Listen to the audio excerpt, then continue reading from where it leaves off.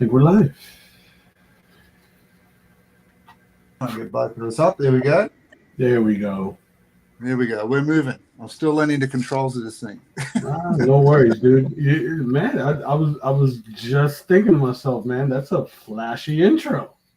Yeah. It takes a bit of fiddling around with, but I guess it gives people time to connect in. I guess from when it announces it's live to, obviously when we click the button. Yeah. Oh yeah.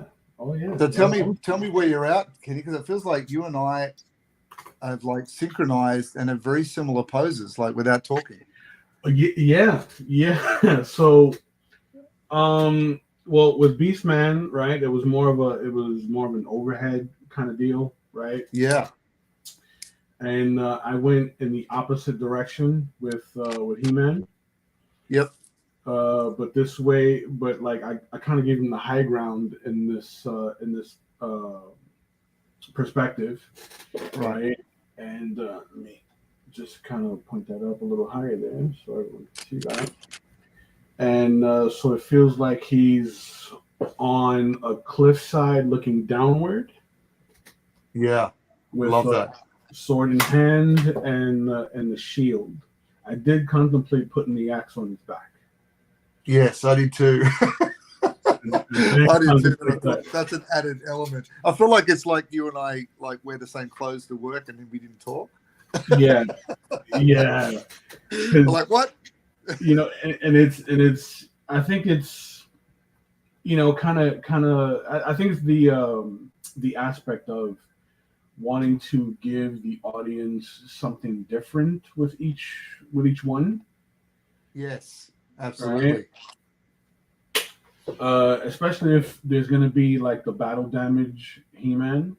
Yeah, that's coming down the tracks. Yeah, absolutely. Yeah, I figured it would be good to sort of save the battle axe for battle damage HEMAN. Absolutely, yeah. And having that kind of battle. I mean, you showed me that Dr. Doom image before of him in action like post war, and I thought it'd be cool to have that battle damage HEMAN in a post battle scene. With the the wrecked arm and it's a bit sweaty and grimy. And good morning to Rick, wherever you are in the world, Rick. Good morning. Yeah, thanks for joining us. Oof, 2 a.m. That's dedication. That's rough. I admire the commitment. Indeed. I'm mildly incoherent at 2 a.m. Mildly. So tell me, when you were doing your HEMAN, what did you reference? Did you look at the toys, the animation? I like Beastman. I think I referenced the toys more. Yeah. Right. Just because, it's the details that went into the molds and the sculpture of those models. Yeah. Yeah. Right. And I think I loosely looked at some of the old Marvel comics from the 80s. Right. Yes. Yep. But nothing came close to the level of detail in the toys. Right. Yeah. Yeah. Yeah, it's a tricky one. There's been so many iterations of him, and it's easy to get lost in that deep dive, isn't it? Like you think, oh, absolutely, how many muscles can I include on this character? Because there's nowhere to hide. Like he's running around in bearskin underwear. Like it's true. It's not like you can cloak him up. True indeed. Or even like Superman, where he's got a costume that you can sort of minimize the detail if you want to. But right with him, and he's just run around. It's all hanging out. It's all there. So interesting. So I was a bit the same. I did this drawing 4 times, and I was going crazy with it. How come? Until I finally rested on the original drawing. I went through 4 iterations. Yeah. And then came back to the first one. But sometimes you gotta kind of digest the idea. Yeah, it's the journey. Yeah. So Rick's from Denmark. There we are. From Denmark. That's nice. I think this is the first time we've had a person from that part of the world on our streams. Nice. Love it. Indeed. Oh, so it's natural to be up that late. So I'm just preparing a little bit of my paint off screen at the moment. That's why I'm fluffing around a bit, but no trying worries. to get my palette ready. It gives me time to catch up because as you guys can see, I'm still in the blue line phase, right? I didn't want to cheat and render any further than my composition. Yeah. Right. But I've also seen you when you start getting legs, you fly like you. Yeah. You get such good quality, but you hit a stride that, you kind of surpass the old marathon runner like me. And I'm 15 laps behind. I eventually get over the line, but it takes me a week or so later to catch you. Everyone's packing their chairs up when I finish the race, Everyone's going home. Oh, here comes Will, There's no cars in the car. He's the only car in the car park left.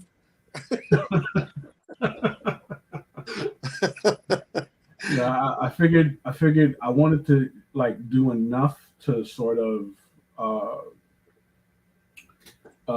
build get a good pace going, right? When I start doing the final pencils and such.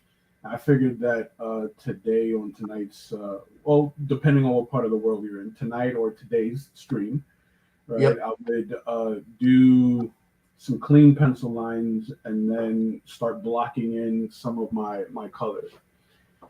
Nice. And yes. With this, I think I'm going to blend some watercolor along with gouache. Nice one. Yes. Well, they kind of marry nicely. They're in the same family, aren't they? Absolutely. That I did a few sketch covers incorporating the two. Right. Yeah. I love the finish that they give me. Yeah. Yeah. Very cool. So in here, I'm gonna just kind of finalize some of this shape language in the anatomy. Yeah. And I have to figure out what I'm going to do here with the shield. All right. And it's a funny shield too, isn't it? Like it's not a massive shield. Yeah, it's almost like a trash bin lid. Yeah. Right. Sorry, Mattel. Sorry to diminish your property, but yeah, it is a bit. It's a bit like a trash can lid, isn't it? Yeah, and with and it's. I mean, whatever. It did the job for the time, right? Oh, I love it, but it's just an interesting one. You realize when you're drawing, you think, oh, okay, it's not that big. Like it's. Yeah, I mean, I think it's almost rival to the small shield that like the gladiators would use. Right. Yes. The trident. You know what I'm talking about? The little hand shield. Yeah. Just a deflecting tool, really, isn't it? Right. Yeah, I would imagine he's not deflecting very much with the trash bin lid. No. So it's a happy Thanksgiving to everyone too, as well. Like I know it's not something we really celebrate in Australia, although I'm sure they would love another holiday, but it's not something we really have gotten into because it's not part of our culture. I'm sure if they said, we could have a public holiday attached to it, everyone would be going, yes, pilgrims. I'm sure we had some somewhere. We'll find some. Just rent a pilgrim. Can we get a pilgrim? Put your hand up if you're a pilgrim. But yeah, I know it's a big thing over with you always. So happy Thanksgiving. You celebrate it a little bit differently, don't you? Well, yeah. I'm Puerto Rican for those that don't know, and in our culture, it's celebrated similar but different, right? Because it doesn't incorporate a lot of the traditional foods. Yeah. That is typically used in American culture. Yeah. Right. Because for the holidays, it's pork for us, right? It's pork shoulder. It's definitely a lot of rice and pigeon peas and so forth, right?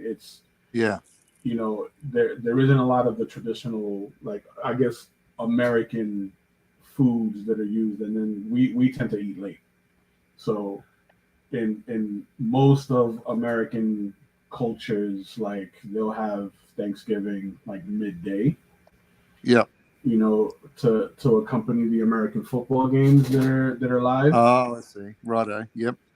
So that you can eat, take a nap, and then eat again later.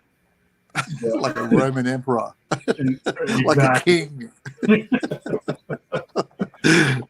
But in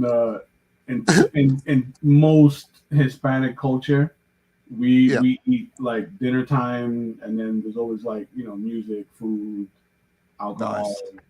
Yes. Right, that whole spiel. But definitely family, friends, and such.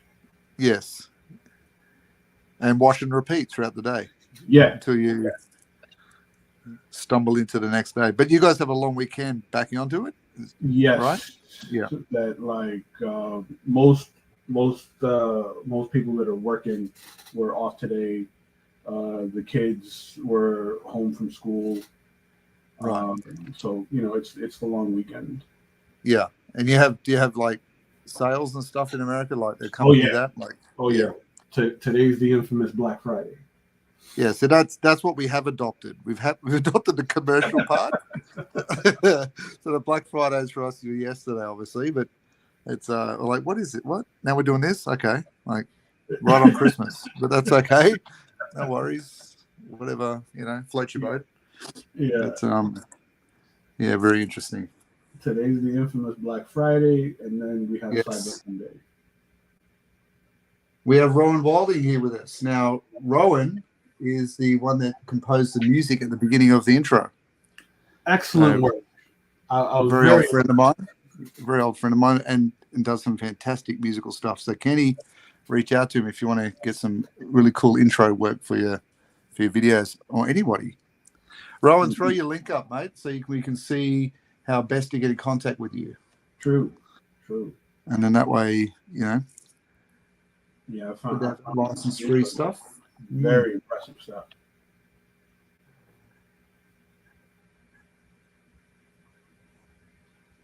I'm going with a HEMAN that's not overly bulky. Yes. Yep. Right, something to feel a little more grounded. Yeah. Yep. Instead of the highly embellished.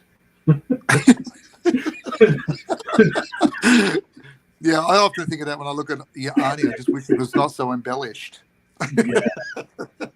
Stop being so highly embellished, Arnie. Just chill out. Calm down. You know what I mean? Like, yeah. Well, you could sit there and do every single vein and ripple, and you can get lost in that stuff, I think, a little bit. Yeah, that's not what's the word I'm looking for? That's necessary? It's not necessary at all. Yeah. At all. It's not practical. That's what I was. No. because I look at Masters Universe, I think this is so practical. I look at it and go, look, this could be like me walking down the street to get some bread, and then I could bump into like trap jaw, like. Yeah. Nothing practical. You do have to have a certain amount of reality grounding, which I know is exactly what you're talking about. You've got to feel convincing. True. Yeah. True. Which is what we do as comic artists, isn't it? It's like we're not trying to copy reality. We're just trying to depict reality in a way that makes it convincing. Yeah. We can be stylized, but plausible at the same time. Yeah, exactly.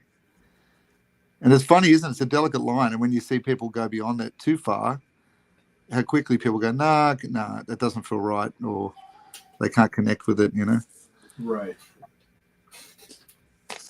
But I do enjoy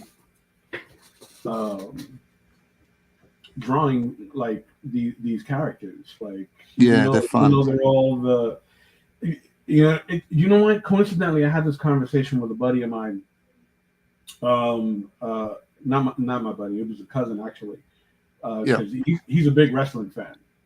Oh yes, he's a big wrestling fan, and he listens to a lot of the wrestler podcasts and such. Right. Wrestling, right. Yep. And it was along the lines of how a lot of the promotions from the 80s and 70s have gripes against modern day pro wrestling. Oh, right. Right, because if you think about it, back in those days, it was about the action hero physique. Yes. Yeah. It was the larger than life looking guys that would get the most attention. So if you didn't have that physique, like odds are you wouldn't get any TV time, or you would be the jobber. Yes. In that match. So you're saying if you weren't the Ultimate Warrior, you're going to be the Honky Tonk Man? Is that what you're saying? And don't get it twisted. Even the Honky Tonk Man, like, he could hold his own. He was a big guy. He could. But but when you see him in those Royal Rumbles, you think, hang on a minute. He hasn't taken his pills today. He's not. Exactly. Yeah. Like, the wrestlers nowadays, they're smaller guys. They're leaner. They're more athletic. They want to live. They want to live to a ripe age. Yeah. Back then, I don't know what it was, lack of information, but geez, they burned out quickly, didn't they? This is true. Yeah. But I think it's natural evolution. Yes.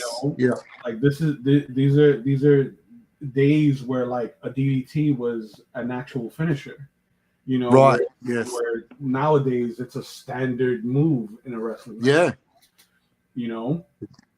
So he's still kicking around. He's still kicking around, isn't he? Old Jake the Snake. He's still with us. Yeah, true indeed. Just, but he's still there.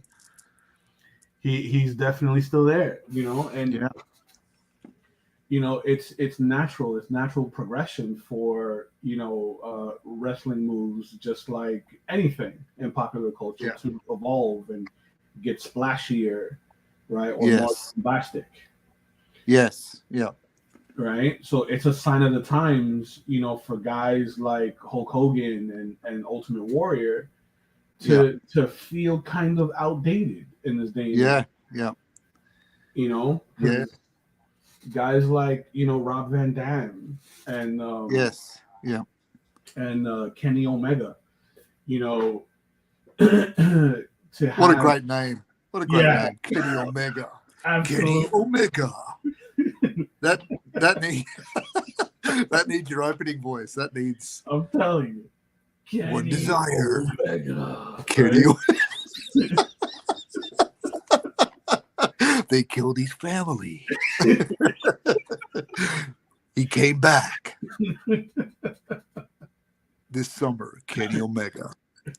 It's a great name. It really is. Imagine being a school teacher. My name is Mr. Omega. That's amazing. Mr. I want to be Mr. Omega.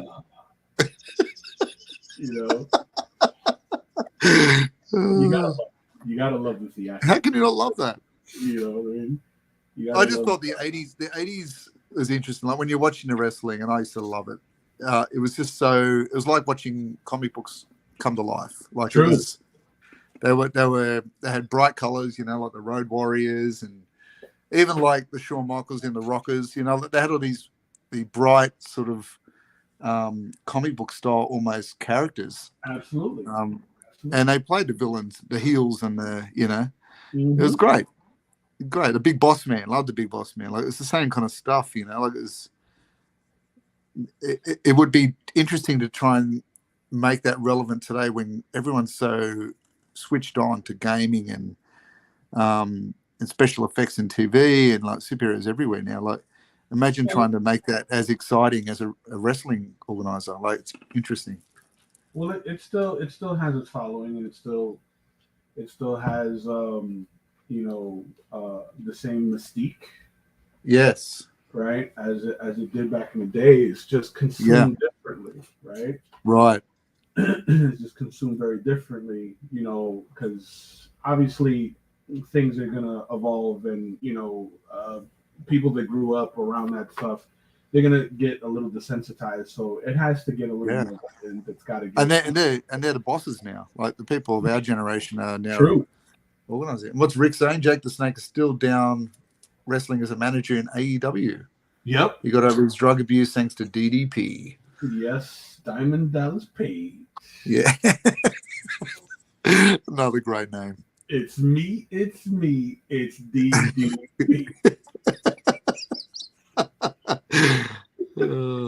Bret the Hitman Hart, another one I used to love. He's still kicking around too, isn't he? Yes. I think he's also in AEW behind the scenes. Is that right? A lot of those guys, they became management behind the scenes for AEW. Yes. Okay. Which is fantastic. I mean, those guys, they paved the way for a lot of the, I guess, like the celebs that we have in sports entertainment today. Yeah. They stepped it into the next generation, didn't they? Yep. Because the Hitman came from wrestling family, didn't he? Wasn't his father a wrestler as well? Yes, he was part of the Hart family. Yes. So the Hart family, his dad ran what they called the dungeon in Canada. The dungeon, right. It was really just his basement. And right. He was, imagine explaining that to the neighbors. Like, oh, look, I've got a dungeon. It's in the basement. I think that's when you start getting phone calls to the police. Like, Yeah. It's a tough one to explain to your workmates. Hey, look, I've got this thing. I've got this thing in the basement. Trust me, it's good. Trust me, it's safe. You want to wrestling? You want to wrestle? Yeah. It becomes like, is this a fight club? Exactly. Like, how does that become? How do you open that conversation? Hey, listen, while you're having a sandwich on your lunch break, I've got this thing going. You can't tell anybody. You can't tell anybody. I gotta get my circle guy. My circle guy is like missing right now, because the shield. I gotta get the shield like perfect right now. Yeah, it's tough. I always struggle with getting the circles right. Do you do that method of drawing the square, and especially when you're angling the circle? When I'm angling the circle, yes. Yeah. When I'm angling the circle, yes. But in this particular case, the shield is gonna feel like more frontal. Yes. So you can get away with using your circle tool. Yeah. So I gotta pull out one of my gadgets from the stash.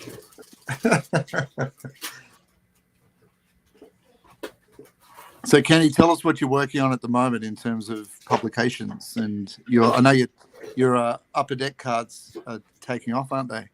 Yes. So I just got another offer in the email for another Upper Deck set. So that's awesome. That's in the works. There we go. Much better. That feels nice. I got some cover work on the slate. Yep. Currently is the Diary of Dread on Kickstarter. Yes. 6 days left on that campaign. Yep. There is a cover that I did for Diary of Dread that is exclusive to the Kickstarter. It will not be in print outside of the campaign. So if you guys go to my social media, Wildings Ken, the way you see it on the screen on Instagram, it'll there's links to the Kickstarter campaign, so you can go support that.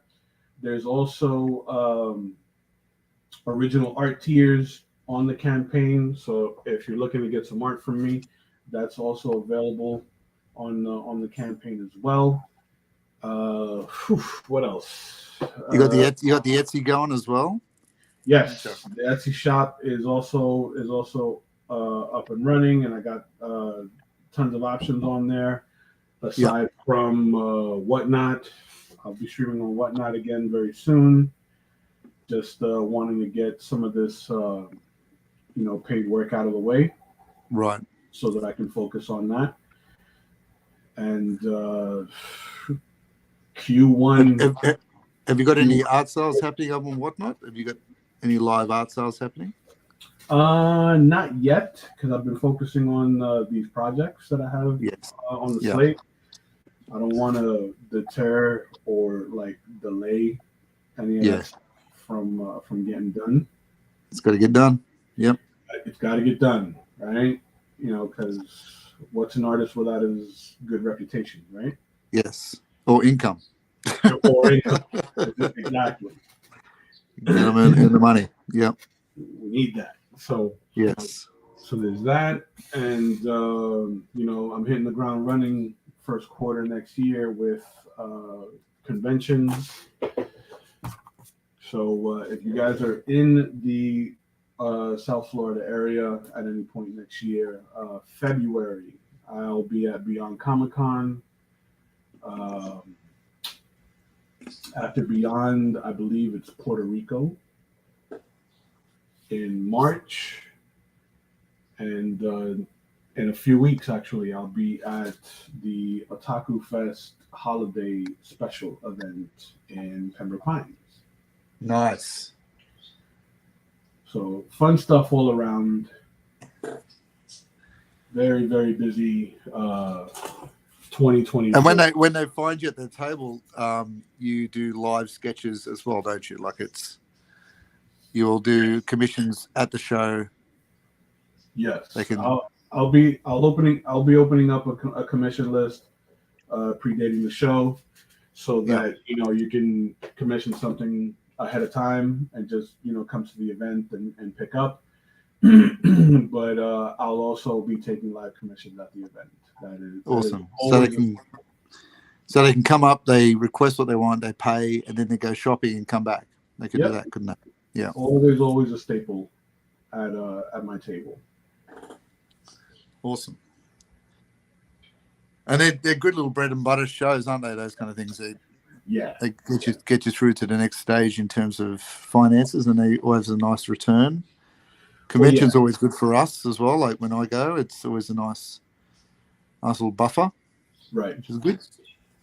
And you get to meet people. You get to talk to people face to face, which you don't often do at the drawing board. So it's of course. Yep. That it's always fun meeting new faces and getting live reactions. But most of all, making those connections, right? Yeah, that's right. I haven't, thankfully, knock on wood, I haven't had a show where I've met new people and it hasn't turned into something greater.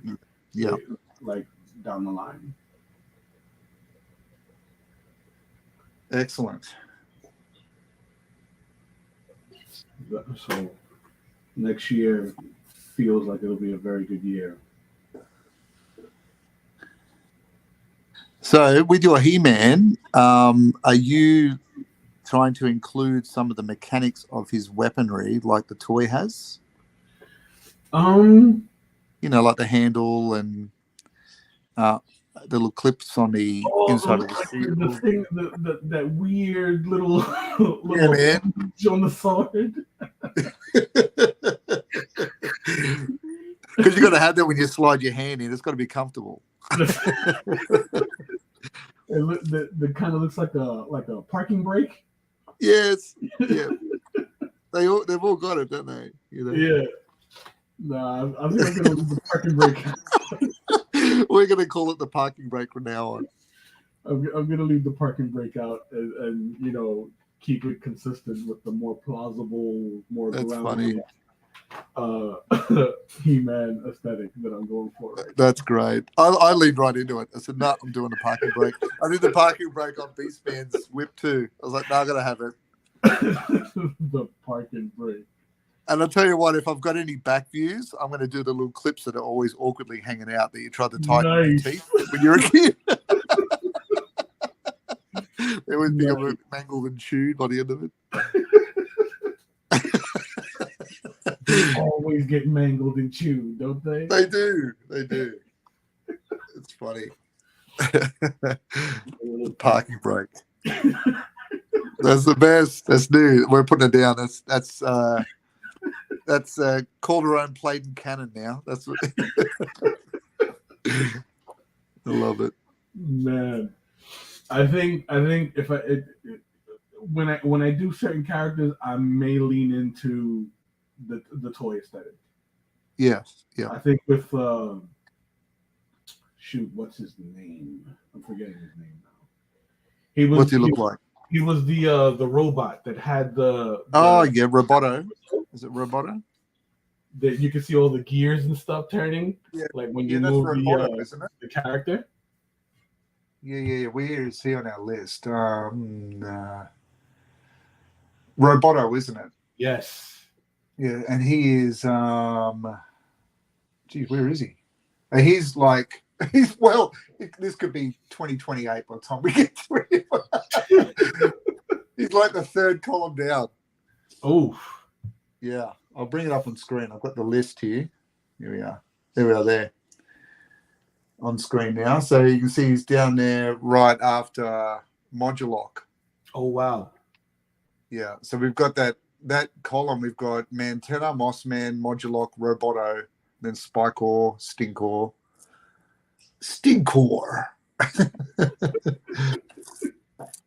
It's funny.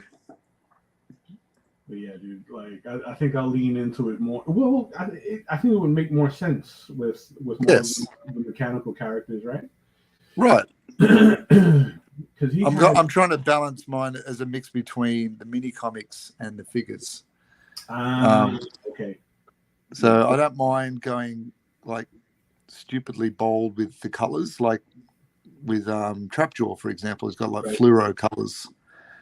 But I want it reasonably convincing that they could, run down the road. Like it's. I want to feel like there's a reasonable amount of real life Greg in them, but sure, I kind of want that kind of 80s sort of punky design that they had with them as well.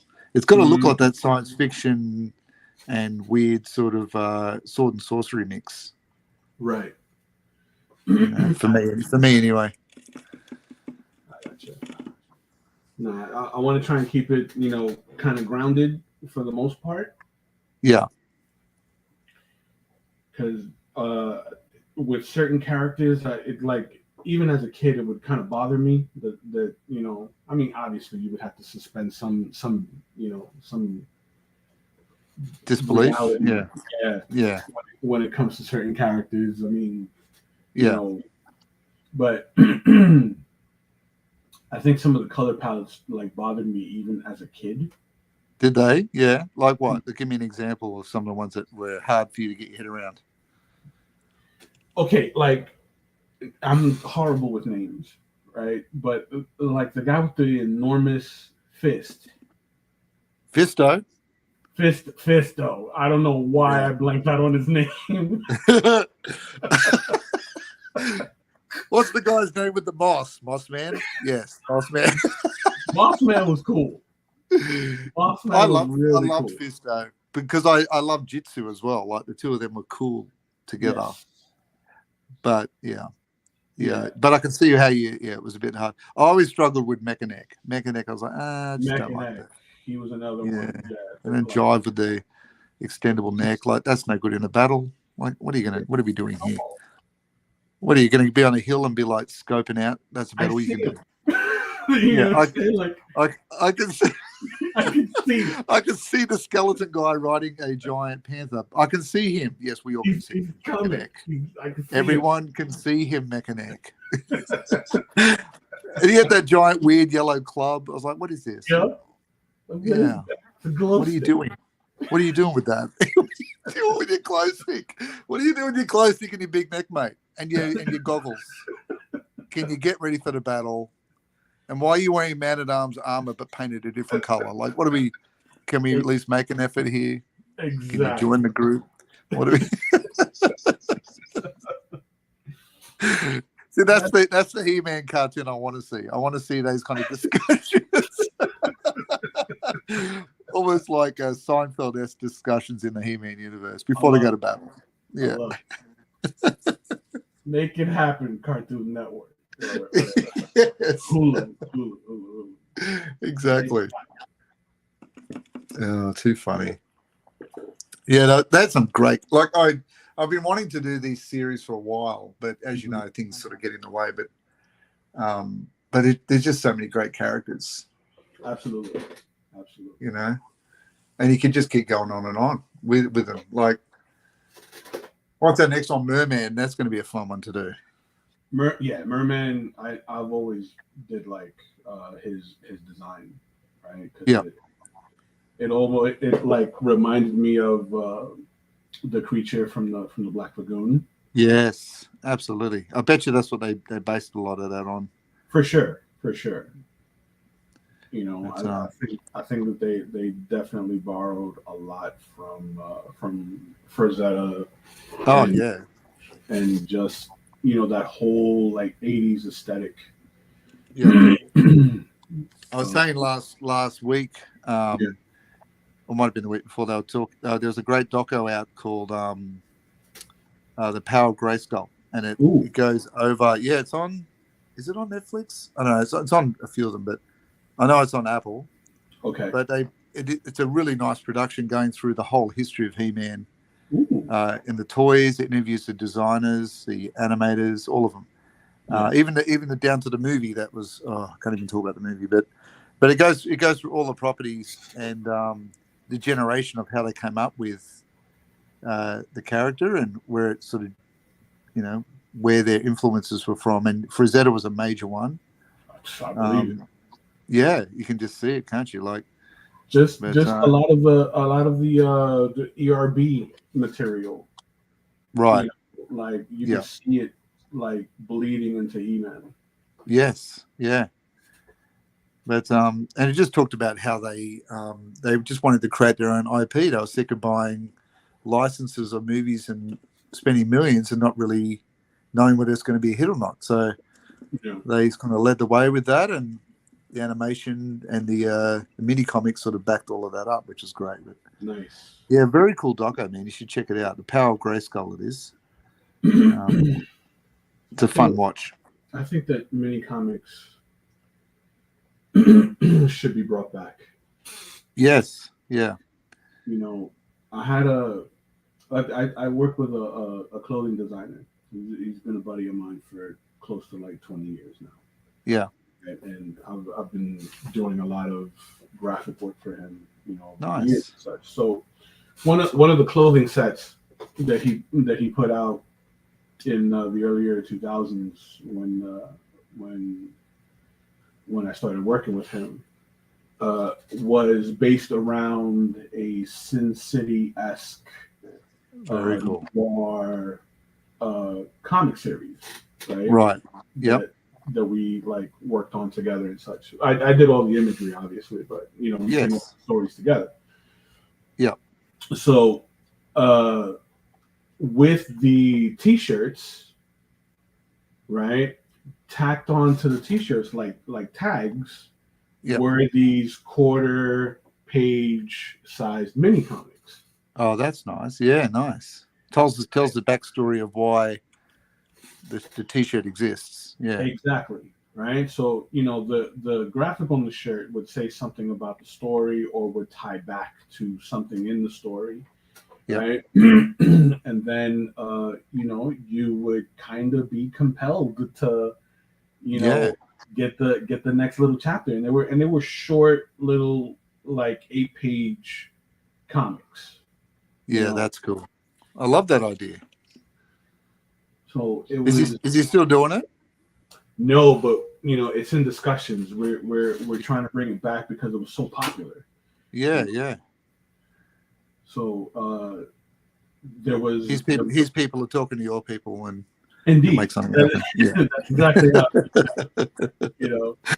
Yeah, that's exactly how it's going down. Yes, it needs to be a conference call, and yeah, a lot of licensing issues. But, That's cool, man. I love that idea. That's a great idea. Simply because it was something that it hit so hard, but it got like the legs of the overall project kind of got cut off before it realized its true potential. Yes. Yeah. So it's one of the reasons why, he and I have been talking about, bringing it back, and they're short, a revival. Yeah, short little stories, that are easily consumed. Yeah. Kind of like in the realm of like the Penny Dreadfuls. Yes. Yes, I know that. Yep. They were like just little zines that you could just kind of pick up like pamphlets. Yep. and it would be a short little like 6-page comic, very, very simply done, but effective. That's cool, man. Love that. I love that kind of extra element to what you can do with sequential stuff. It's absolutely, and it was very pulpy. Yep. Very pulpy, and it had a very minimal color. Yep. That, like in the strip itself, if it had any color at all, it would be the splash of blood. Right. Yeah. Very Frank Miller-esque kind of. Exactly. The spirit. Like Will Eisner. Yep. Yeah. Definitely along those lines. Well, you know me, I love that era. I love that golden Hollywood sort of aesthetic. Yeah, it's very cool. See, that pencil drawing's coming along quickly. Well, yeah, dude. I did enough to where now, I have enough going on to where I can kind of block in where my light source is going to come from, and drop in some loose details. Yep.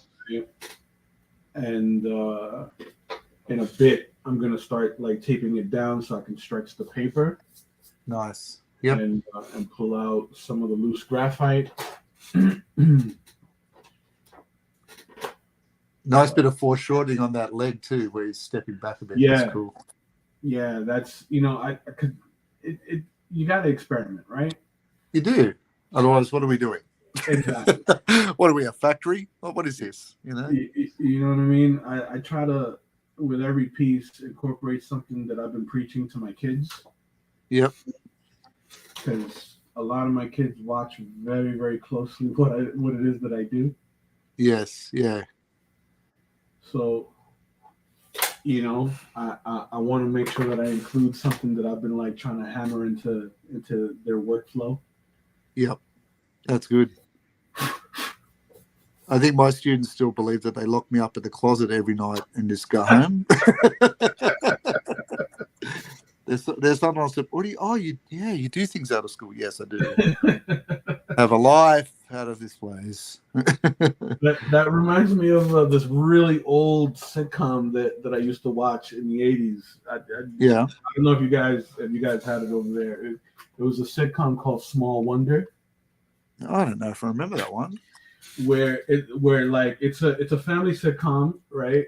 Where the dad was an inventor. And he invents a robot named Vicky. Right. That sounds familiar. So that like they have a daughter, right? Yeah. And he lives in a closet in the son's room. Oh. Again, bringing that up at work, it's all a bit awkward. Yeah. Hey guys.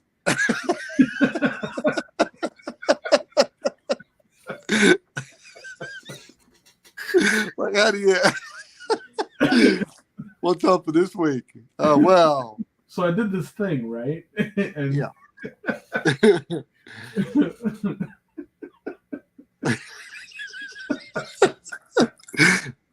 See, Oh, kids, this is why Kenny and I have a problem. We lose our focus too easily. oh man.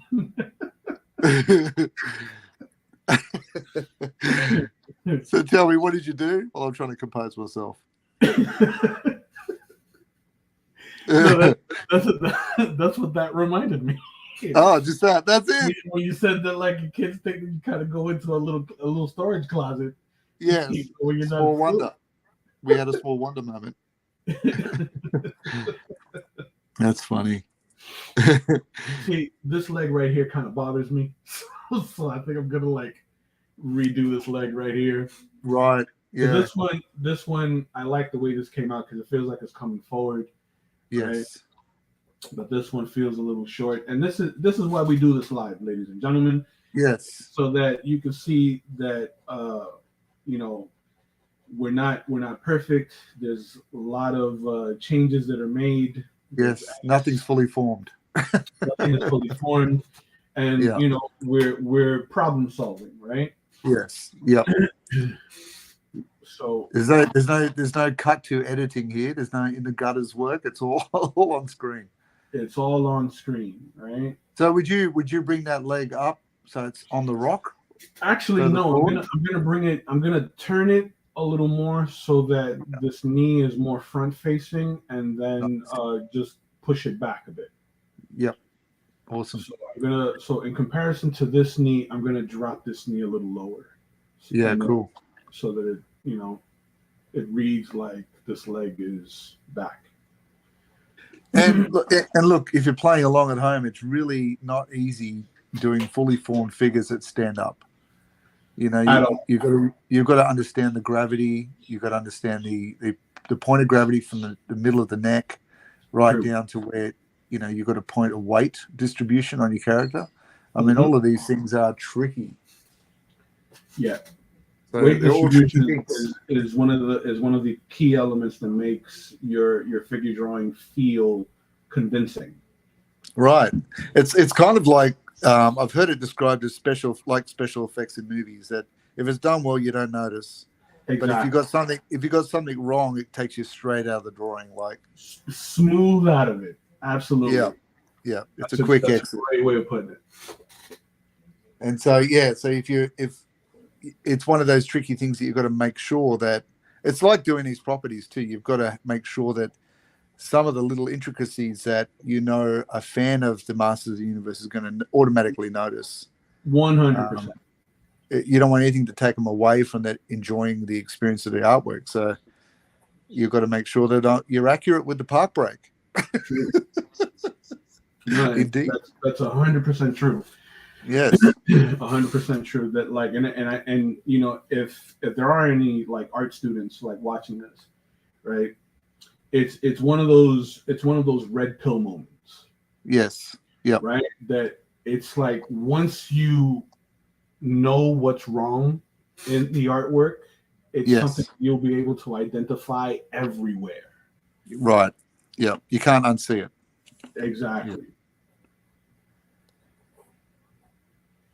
I'm going to bring this leg back a bit, turn this knee so it's a little more front facing, and push this foot back into space. Right? So, yeah. Yep. That feels better. That's way better. Yep. So it's all about problem solving. Yep. That coincidentally, just before I got on the stream, I was having a Zoom session with one of my Padawan. Right, he's going to the Kubert School in New Jersey. Oh wow! Yep.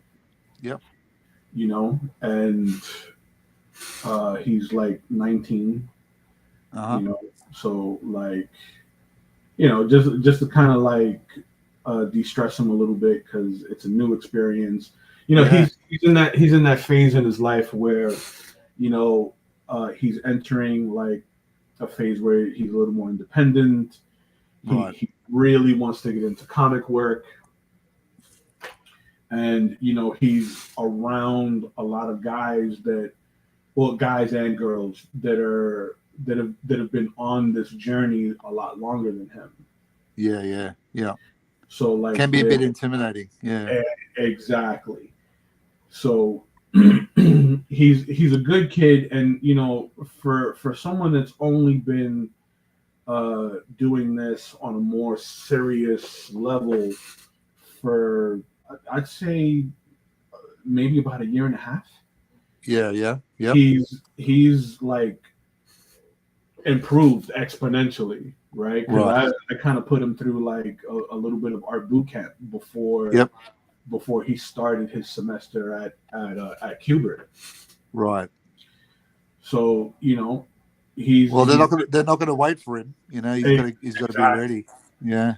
exactly. So they've been like really, I guess, in a way, like giving him years of exploration, Yep. in a condensed form. Right.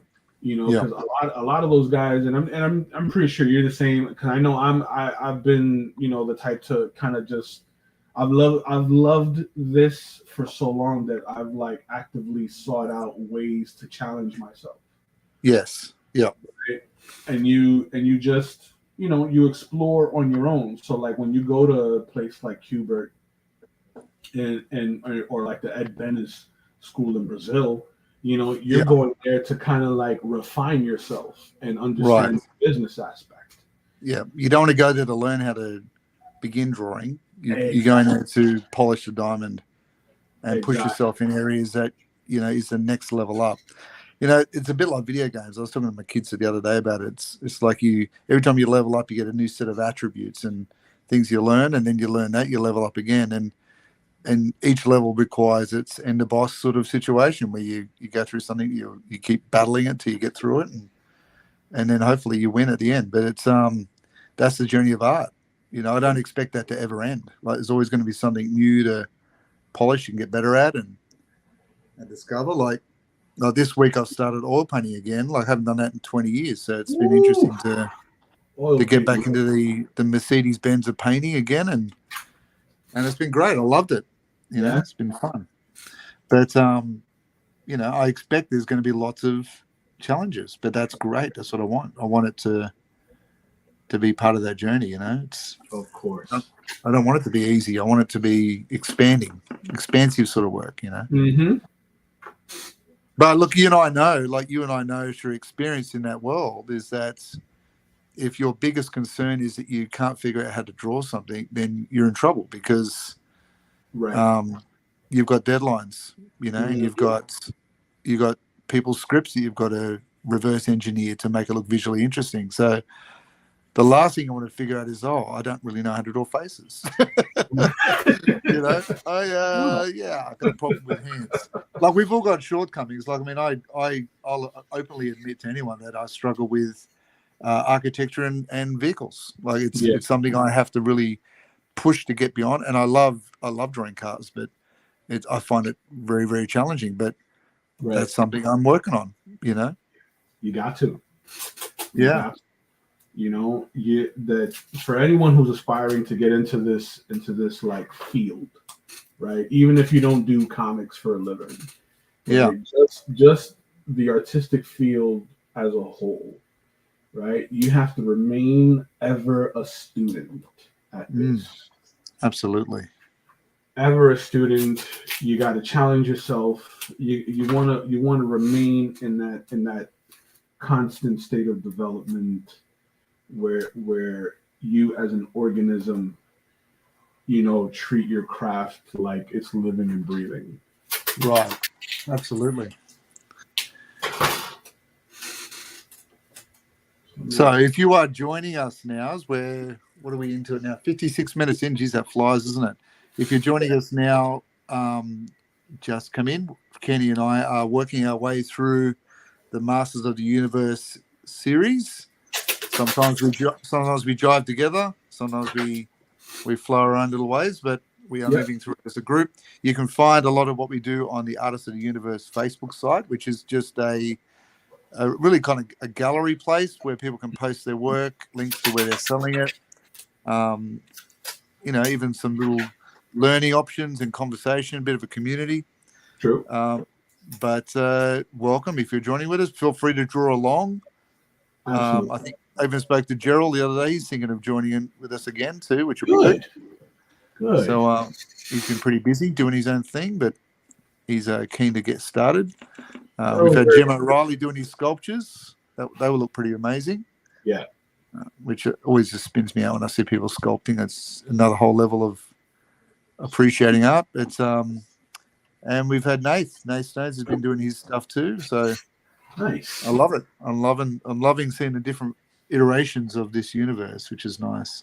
So feel free to join along with us. There's no level of ego with any of this stuff. We're just here to do it because we enjoy the challenge.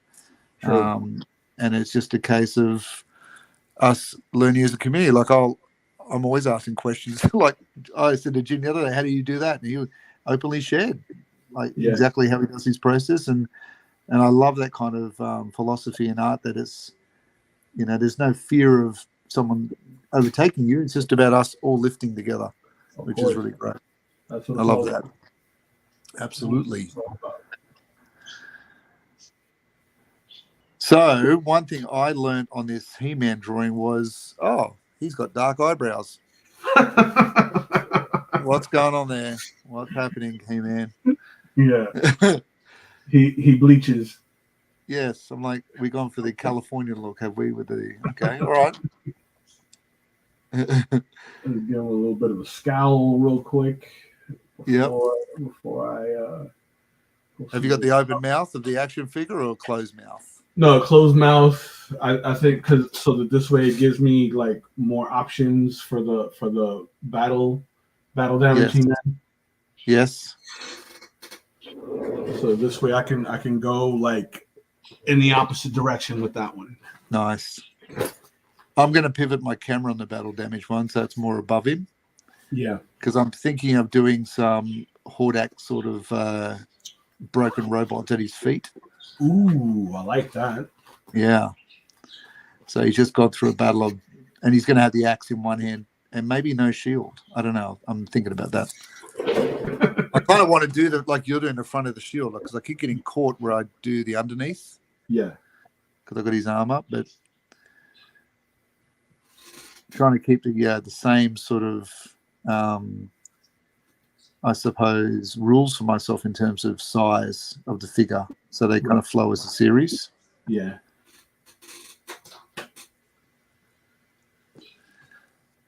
It'd be great to get these into a little book or something at the end. True.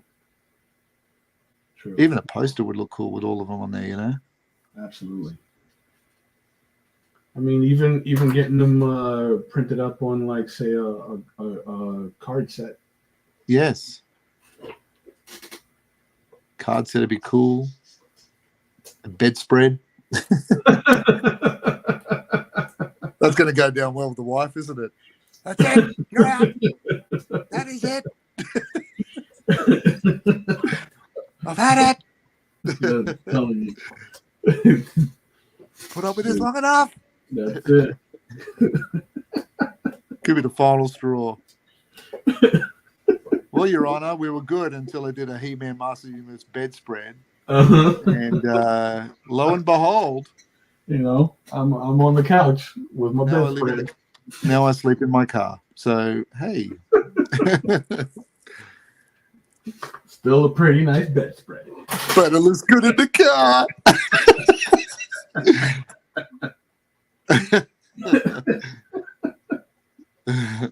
Still looks good in the car.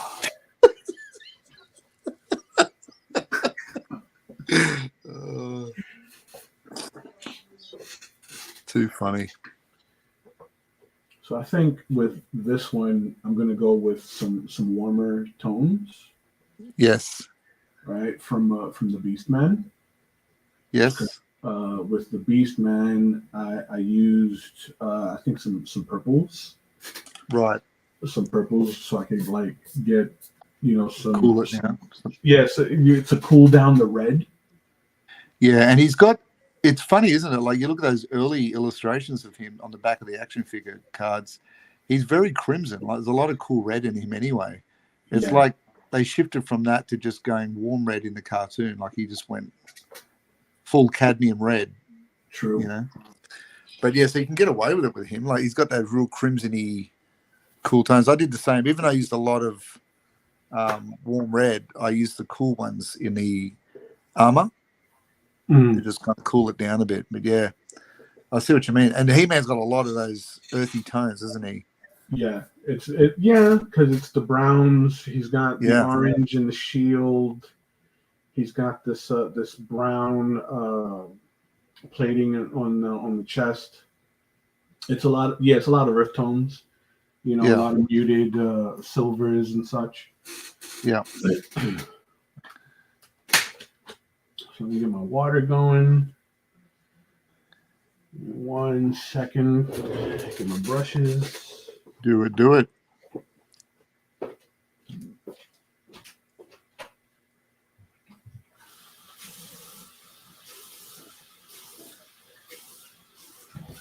So I'm just putting in some of these final past details of the shadows.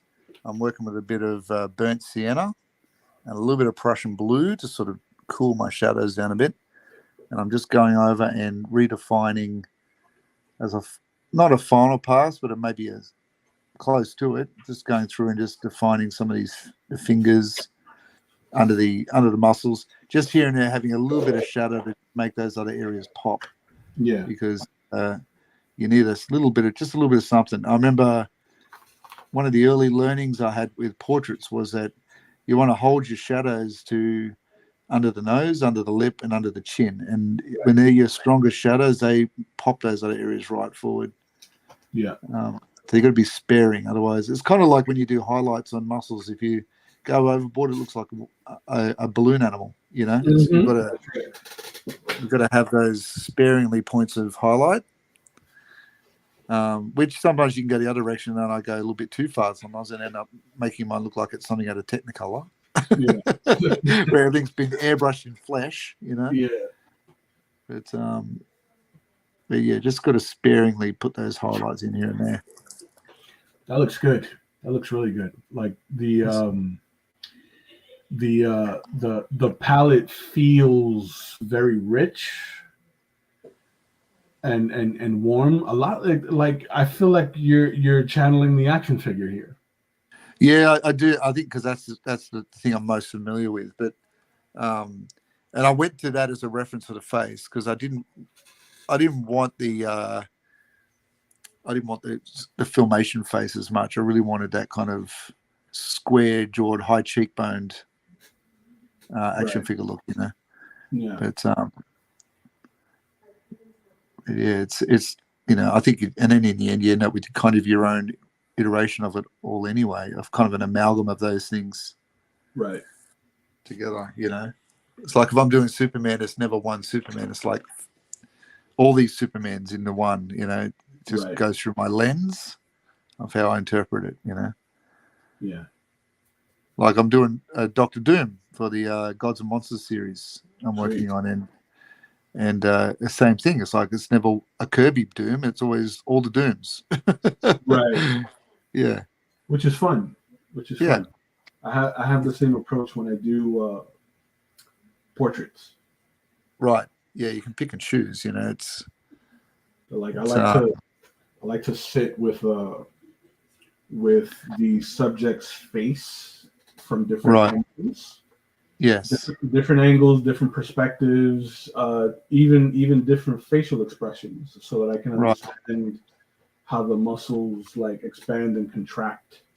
Yes. Uniquely to that individual, and I can come up with something new. Right. Yeah.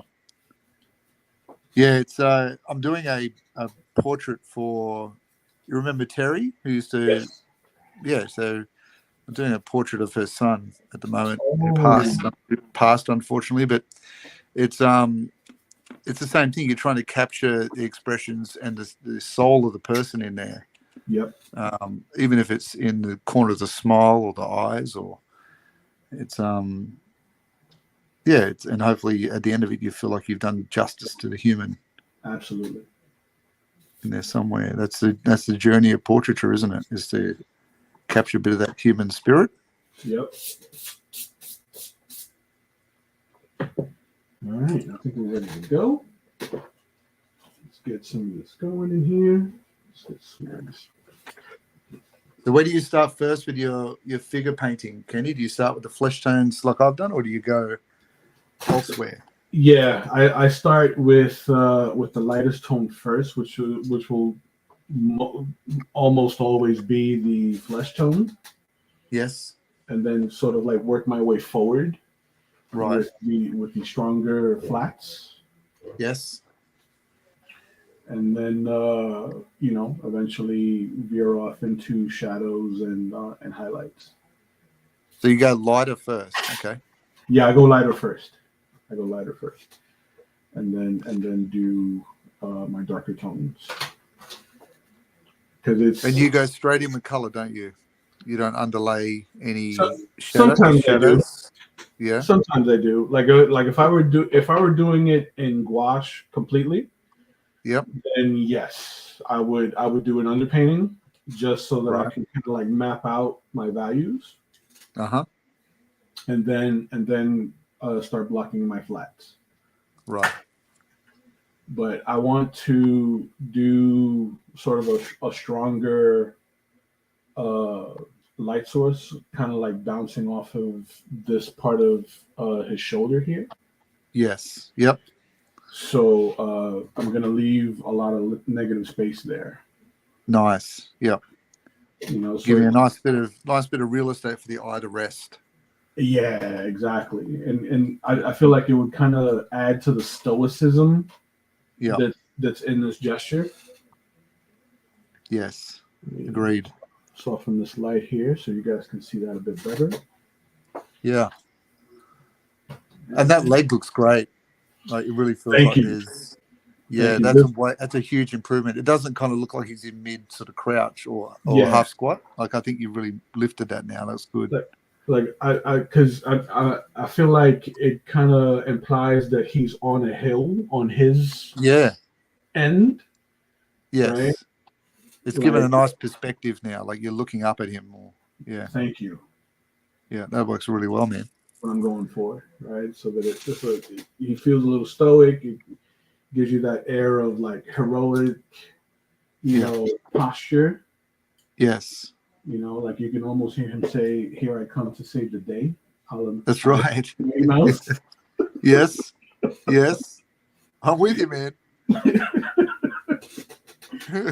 I think we can throw a bit of this brown in the flesh tone. So he's got that surfer. We got our endless summer. Exactly, that endless summer, the kind of surfer tan. Yeah. That's funny. Let me get some more water. So, Will. Yeah. I have to bring this up. I got to talk about it. Oh, is this an intervention? No. No. We recognize you have a problem, Will. I saw this show on Netflix that I thought was absolutely brilliant, and I've been like singing its praises to everyone that will listen. Right. Blue Eye Samurai. Blue Eyed. I don't think I've seen that. It is on Netflix, or at least here stateside. It's on Netflix. Right. Absolutely brilliant. Animated? Sounds animated. Like yep. Animated. I think it's from the same studio that did the Arcane series. Ah, yes. Right. Yes. So it's got that, that CG like weird amalgam of like cell and CG together. Yeah. Yes. Absolutely brilliant. Blue Eyed Samurai. Yeah, Blue Eyed Samurai, female protagonist. Yep, cool. The fight scenes, exquisite. Yeah. It's violent, it's bloody, but so well written. Nice.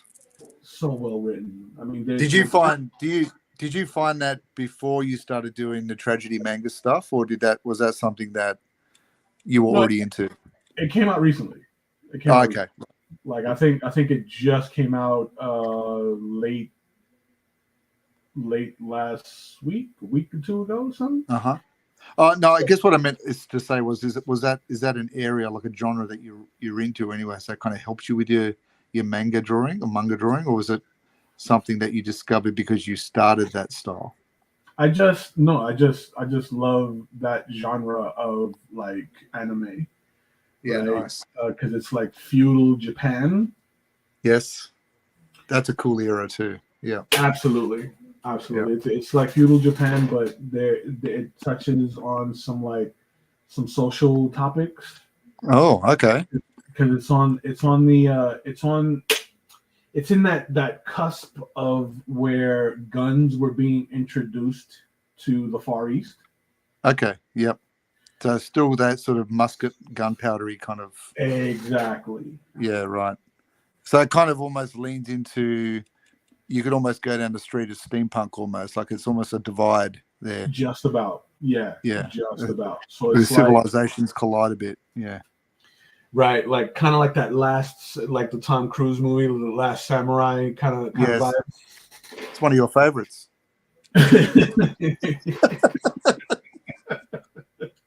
I know. It's all right. It's a safe space to share, Kenny. The rules don't apply when it's international streams. Yes. That's right. No one's going to turn up at the door and say, we heard what you said. So it's really really good because it it delves into a lot of the politics Okay, right. like Yep. of like traditional Japanese culture Nice. and how it conflicted with that of the Europeans that were attempting to colonize. So Okay. yeah, Yep. and it's dude, Nice it's one. super good, super good. I'm going to have to check it out. Yeah, because like I've always been a fan Yep. of that period. Yes. Yep. Just in general, like the artistry. It's just so beautiful and romantic, isn't it? Like, Absolutely. it's I mean, I suppose I'll admit I didn't know anything about Kurosawa or anything like that. I'm not going to pretend to be one of those people, but I certainly loved martial arts stuff that I saw on telly, and definitely Yasagi Yojimbo was something I read as a kid. Ninja Turtle, Yeah. like all of that, led into that aesthetic a little bit, and which made me read more. I wanted to know more about, and even in the He-Man world, the Jitsu, like it made me read more, True. want to learn more about that culture. It's which is so rich in its own just its own philosophy of life. It's quite beautiful. Absolutely. It's Blue Eyed Samurai, highly recommended by Kenny. Highly recommended. Very, very well written. Stunning visuals. The fights photography in it was absolutely like awe-inspiring. Nice one. Very cleverly done. And it's brand new. Brand new. Brand new. But I've always like I mentioned, I've always been a fan of that like period. Yes. Yep. And there's this novel called Shinobi. Right? Yes. That not like the game. No, nothing like the game. But ironically enough, the novel called Shinobi inspired a lot of the mythos that we know of like the ninjas and having like different abilities, like a Naruto. Yes. Yep. So like say Ninja Scroll. Have you ever seen Ninja Scroll? Yes, I have. Yep. So it inspired that like aesthetic, right? Of like different ninja techniques. Right.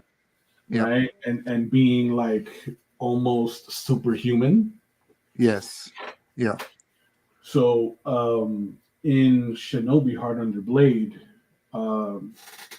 it's basically Romeo and Juliet, but with ninja clans.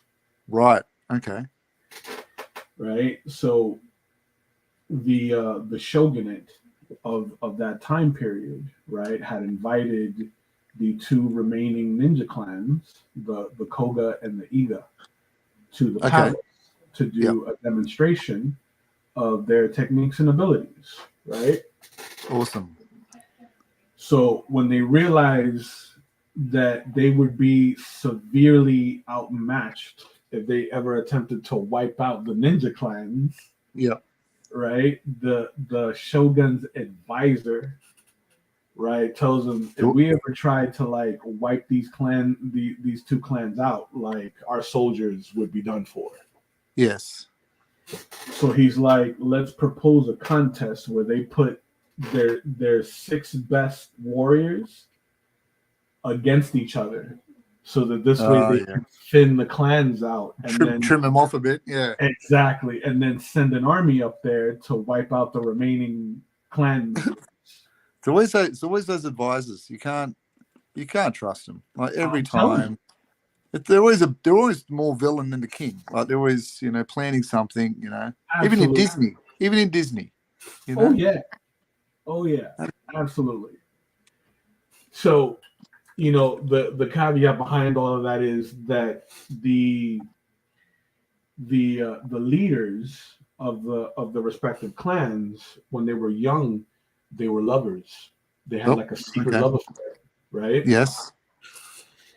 But due to the rivalry, family, the politics, and the tribes, they had to kill their love affair and be at odds with one another. But in the present day, their grandchildren are engaged to be married. Oh, okay. Yep.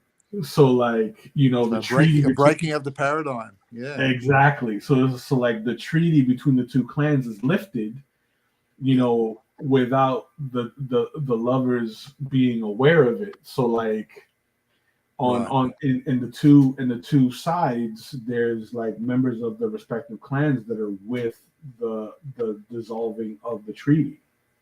Yes. Yeah. And then there's others that want to keep it peaceful. So like that's where the hijinks ensues. I kind of feel if you did your own IP, it would be in that era. I have well, one of the IPs that I want to put out is it bounces around history. Right. Yeah. It bounces around history because I like the historical aspect of storytelling with warriors and a lot of the political paradigm that that they're faced with, because it's like, do I follow my code or do I follow my superior? Right. Yeah. Which is very much that Ronin idea too, isn't it? Like, of course. Yeah. The traveling samurai that has a code that sometimes is of greater honor than the emperor or whoever's in charge. Indeed. Indeed.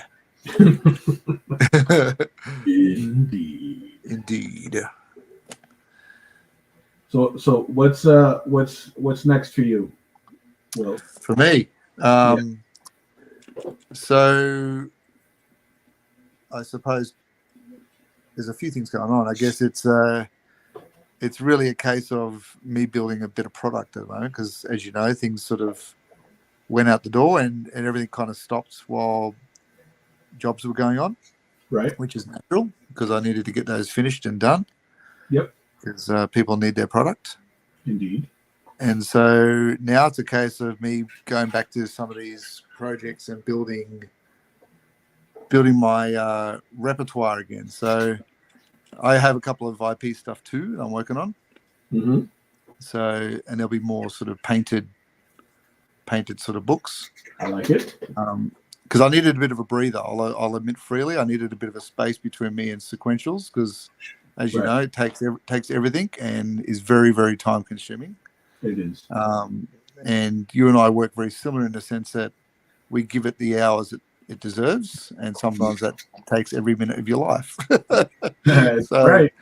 That's right. So what's an artist without his reputation, right? Exactly. So and you know what? I mean, at the end of the day, I mean, if I take a little bit longer on something, I want the product to stand for itself, because in years' time, it's going to be that people see. You know, it's the final product is what people are going to read through and go, oh, he looks like he's rushed that, or he's looked like he spent time creating that. So right. I have to give it what it's due, and the person writing the book or publishing the book deserves that. Like, they deserve to have their written word honored. Absolutely. That's what you're paid for as an artist. So in saying that, so I guess it's probably I'm at a time in my life and art that I want to do some more, and I want to, like you, try my hand at the writing and moving a balance between visual storytelling and the written storytelling to find that sequential balance. So right. So same process, I guess, with me. I'm working a couple of IPs, and this Christmas holidays, I think I'll spend a bit of time doing a bit of writing, and things that have been gelling in my head for a long time. But at the same time, getting some of these other series out, like finishing the Masters stuff and Gods and Monsters. I'm halfway through season 2 of that now, so right, trying to get that finished. And well, I don't think it'll ever be finished. It just sort of keeps going, but enough to get to a published point. Yeah. And then I've got the historical incarnation series I'm working on too. So nice. Yeah, so there's a lot going on, and it sounds like, and it is a lot going on. It's just me trying to find human time in there to do it. So right. A lot of it is I don't reveal too much until I've actually got something to show. Makes sense. Makes sense. Otherwise, I don't like procrastinating. I like to just do it, and then it's there, you know. So yeah, and then hopefully one day I'll get over to a convention over there and do all of that stuff. Now that the world's opened up a bit, which is nice. Yeah. I would be interested in seeing what you would do with one of your IPs with minimal to no dialogue. Yes. Did you ever read the horror book I did, Cul-de-sac? No. So I did that. It's a 72-page painted horror book. I did it years ago. Oh, wow. Long time before I met you. It was probably, I want to say it was maybe 2013, maybe I brought it out. And I didn't write it. I came up with the concept, but right. A good friend of mine in Melbourne, Andrew Shaw, who we've worked together previously on books, he wrote it, did a great job. And the first story is completely silent. Oh, wow. So, it's basically just this, and it's set in 1950s Australia. Okay. And it was very much along the lines of influenced by the EC Comics, because he's a huge horror guy. So right. EC Comics and Creepshow, kind of storytelling. Nice. In that there's I wouldn't say there's a strong comeuppance for every character, but there's certainly a resolve at each story. But each of the stories are set around a street or a cul-de-sac. I know that's what you call it over there. In this country, it's called a dead end. But we've adopted the cul-de-sacs as well. But so it's based around that, and there's a link to each of these stories and each of these houses where they're all around this street of bizarre sort of actions, and each chapter leads into the next. But yeah, it's 74 pages of gouache paintings. It was probably the first time I'd ever done anything like that. Yeah, it took a long time. It took me 2.5 years to do. It took a bit, but I'll send you a copy, Kenny. You can have a read through. Absolutely. Have a browse. Because I do like a well-written story. Yeah. Right. But admittedly, I do prefer, or I'm more partial to. I won't say that I prefer, but I'm more partial to comics that show me more. Right. Than they tell me. Yes. Yeah. Well, so Andrew's very much in that field. Like he likes using the visual storytelling to tell the story, and as a writer, I mean, to be able to write that way is as important as a written word. I mean, he's still doing his job. He's still telling the story. He's just directing the visual aesthetic to use silence as a narrative storytelling tool. Right. And I think that's as skillful as filling it with word balloons, Mm-hmm. So in Which, some sense, you read through definitely cul-de-sac. falls within your wheelhouse, right? Because you're able to, Right. Convey more with gesture and Yes. facial expression and so forth, right? Exactly. That language of subtlety. Yes. Yeah. So he's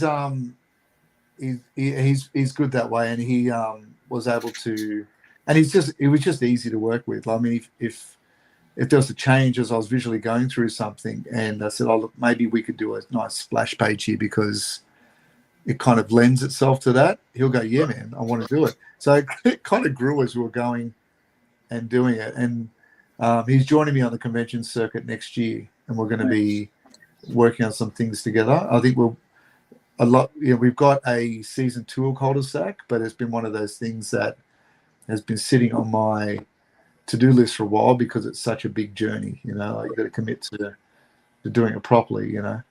But yeah, it's super fun. Makes sense.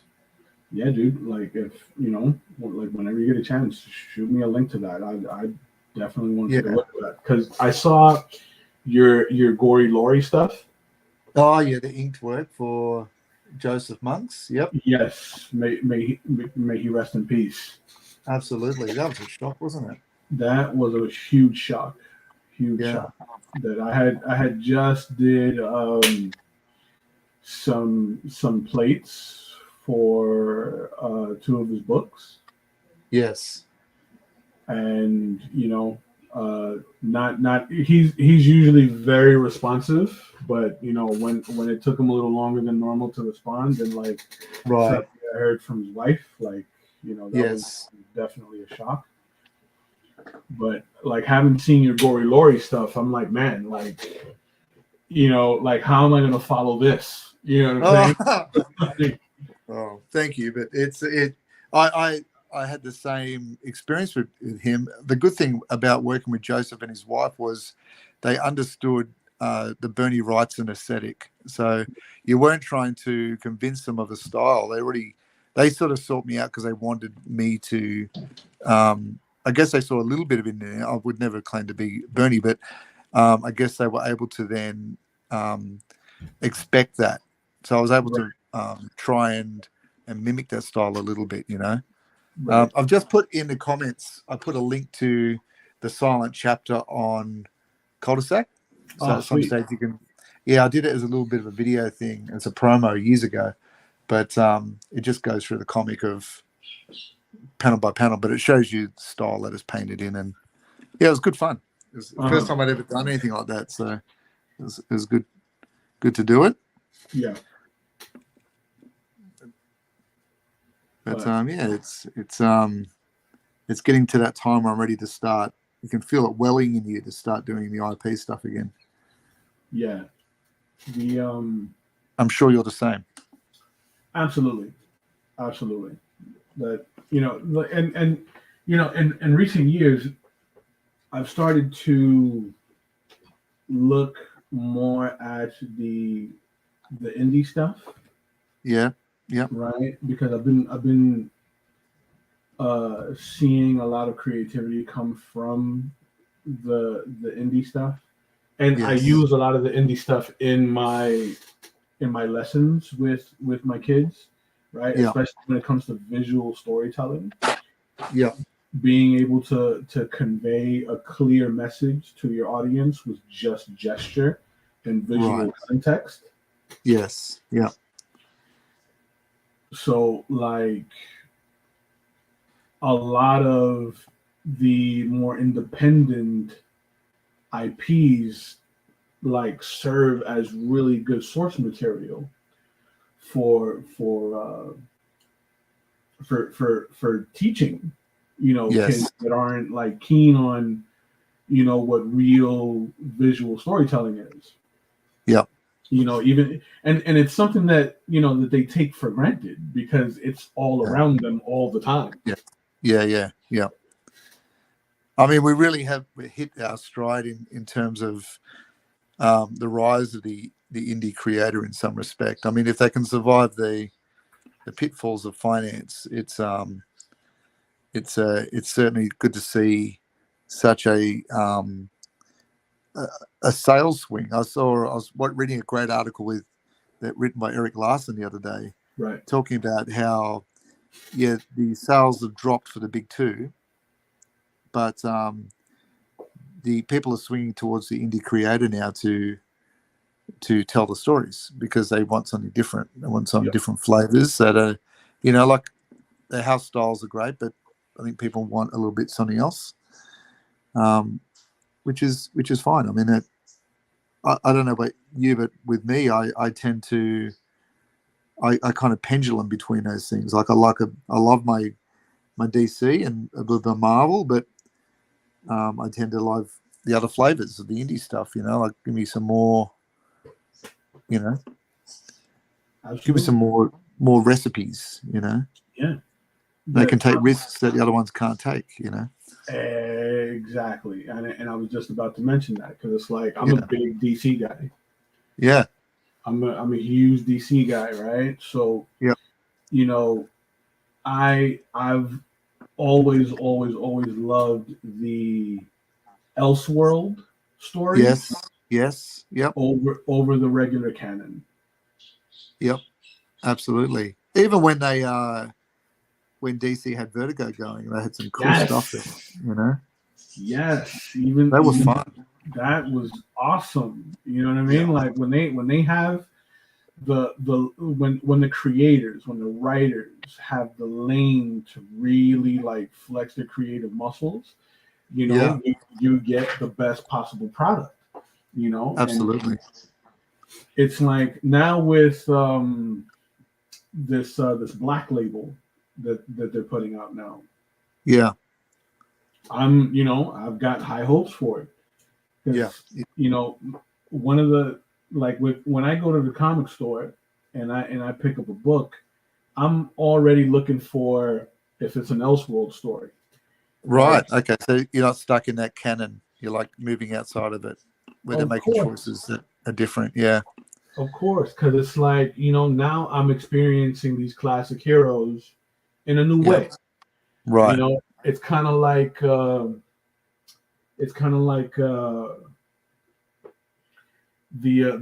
stories that you would get on the spinner rack. Yeah. Like those tales of suspense, or you know what I'm talking about. I do. Yeah. Those journey into mystery. One shots. Yeah. Even the ones we grew up with, like the What Ifs. I mean, they took different options. Absolutely. Or Marvel Presents. Yeah. Marvel Presents was another great one that I think when I first read Marvel Presents, it was in my local library, and it was the first time I've seen Joe Madureira's Wolverine. Right. Yep. Because it was one of those where like you would read through the book and then you'd have to like flip it and read it in reverse so that you could read the short story in the back. That's cool, isn't it? Yeah. Very cool.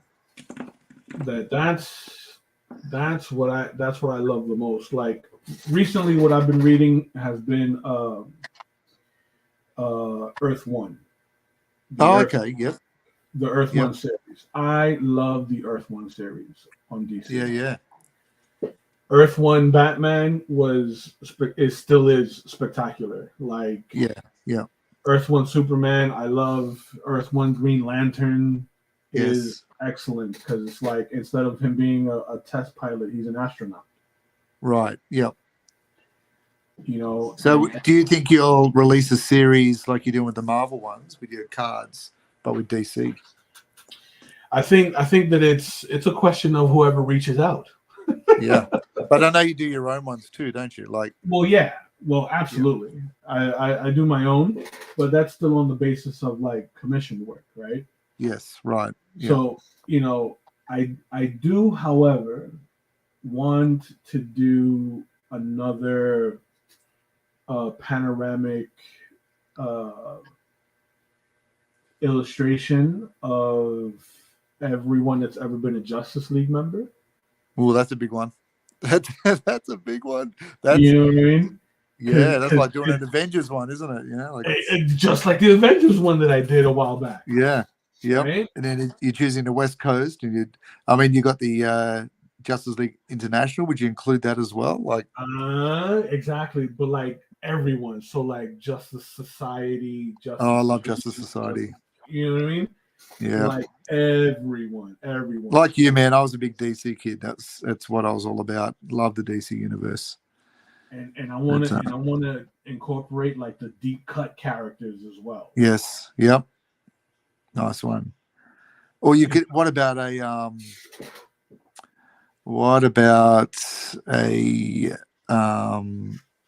Oh, my brain's just gone blank. The futuristic team. What are they called?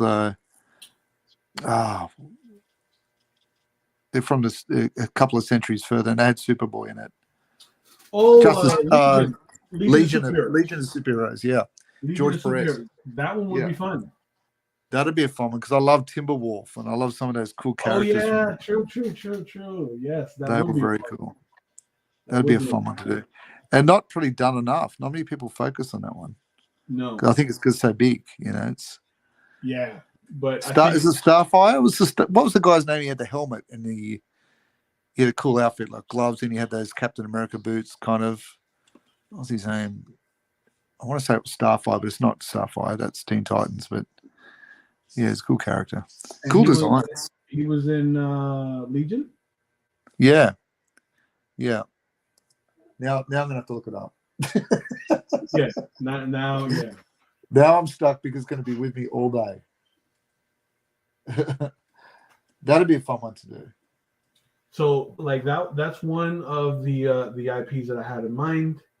I also had in mind doing everyone that's ever been a member of the X-Men. Oh, that'd be a good one. Yep. Right? Because I feel like that one would kind of be shorter than Justice League. Yep. Right? Yes. And that Justice League's kind of the top of the pyramid, isn't it? Like it's a big one. Yeah, because that's huge. That's huge. Yeah. You know, and I didn't even think of Legion of Superheroes. Legion of Superheroes could be a good one to do as well. It'd be fun.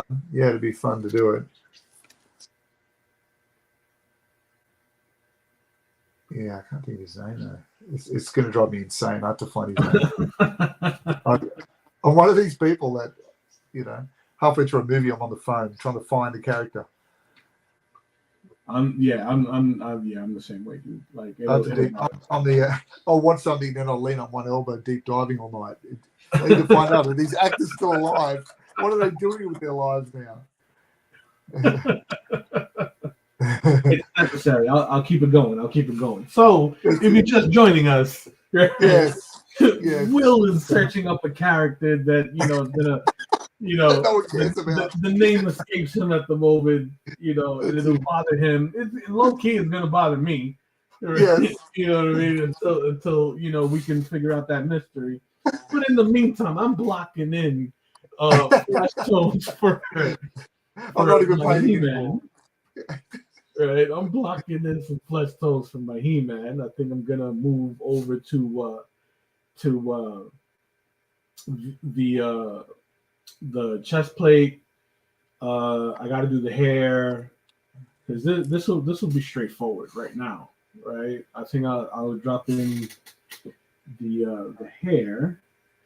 That I do like the way Will dropped in the colors for his hair, so I'm gonna try to do something similar to that because it feels kind of golden.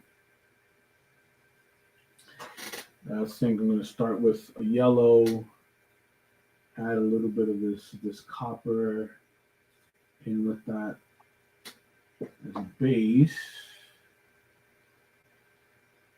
so that it comes in a little more bronzish. I think I have to abandon this search. This is going to take forever. I didn't realize how many characters. Yeah, Legion of Superheroes. Woo, Legion of Superheroes. That's super deep. I think Wildfire is his name. Wildfire. Okay. Yeah, yeah. And he had a cool helmet. It was red and yellow. He had a fin on the top of his helmet. It was pretty cool. Oh, I know what you're talking about. Yeah. The big star in the middle of his chest. Yeah. Yes. I think it was Wildfire. I'm sure I'll get it wrong. But yeah, so I dropped in the hair color on He-Man because I wanted to go over it with a highlight, and the highlight works well with that. Works well with that ochre that I put in. Ah, that's what you use, yeah? Yeah, I used a yellow ochre with a little bit of burnt sienna in it. Nice. And just kept it fairly thin. So when I go over and do the highlights and the shadows, it'll react with it, but not make it too milky. Right. Because blush can do that sometimes. One of the things that I started using in my painting and ink work is this white ink. Yeah. This Dr. Phil Martin's bleed proof white. Dr. Phil? Well, Dr. Phil Martin. Okay. Well, that's cool. PH Martin's. My bad. I read the label wrong, but yeah, it's Dr. PH Martin's. bleed proof white. As featured on Oprah. Yeah. Right. But now I can't not hear him. I can't not hear him in my head. Talking about that white ink. Is that white ink? Is that white ink? You gotta use my white ink. It's bleed proof. You're going to use that white ink and make sure you make some good relationship choices. Yeah. You gotta own your problem with that white ink. You can't deny that. If you're gonna put down, you can't deny that white ink. My Dr. Phil is like a mix between Dr. Phil and Boss Hogg. They kind of merge. I wouldn't want to be pulled over in a car by. You picking up what I'm putting down? Yes, exactly. Exactly. That's a man. That's a man. If it ever came out that he's a serial killer, it wouldn't surprise me. He's too calm. He's just too calm all the time. There's Marshall. There's Marshall, and if you don't like it, young lady. I mean, really, like too calm. Too calm. Something's going on. Absolutely. I want to get that book, The Dark Secrets of Dr. Phil. The Dark Years. The Lost Years of Phil. Well, I spent some time and I built a dungeon. That's another guy that would find it hard to bring it up in the workplace. Hey boys, I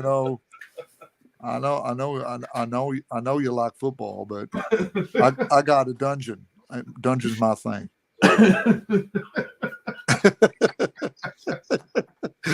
Do you like? I'm just going to say this in the group. Do you like formaldehyde? I'm just asking. Do you like formaldehyde? I like formaldehyde. I got enough to kill a horse. little tangy. See, that needs to be an horrible. The Dark Side of Dr. Phil. Yes, the Dark Side of Dr. Phil. The evil genius. I think that I'm going to do some of the armor in gouache. Nice. So I think I'm going to pull out some of this taupe and a bit of this ice blue. Ice blue? Yes, sir. Is that what it's actually labeled as the color? As ice blue? Or is that? Yeah. So it's the Arteza brand. Oh, okay. I've never seen that brand. It's A500, right? And it comes in as it's ice blue. Yeah. So it's nice like a very cool gray, like a very muted, cool gray. Nice. And I think with a touch of this taupe, we're in business.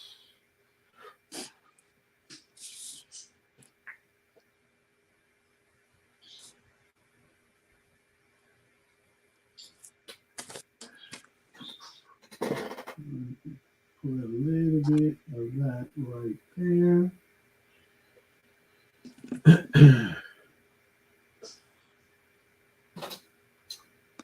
So how do you treat your palette, Kenny? Do you have anything on the palette, or you just work on a plate? What's your material made of? So I'm using this palette here. Yeah. Uh-huh. Yep. One that, I can kind of travel with, right? So Yep. it unfolds, right? And if I'm like standing up and working with an easel, it's got this convenient little thumb hole, right? Nice. Yes. And holes for the brushes. Just for when you can pose for the Instagram shot. Yep. And indeed. Yes. And so you put the fez on and look pretentious. Yeah. Exactly. Right? With my beret right. and my soul patch. Right? Yeah, smoking jacket. I get it. That's all right. Alligator skin boots. Yeah.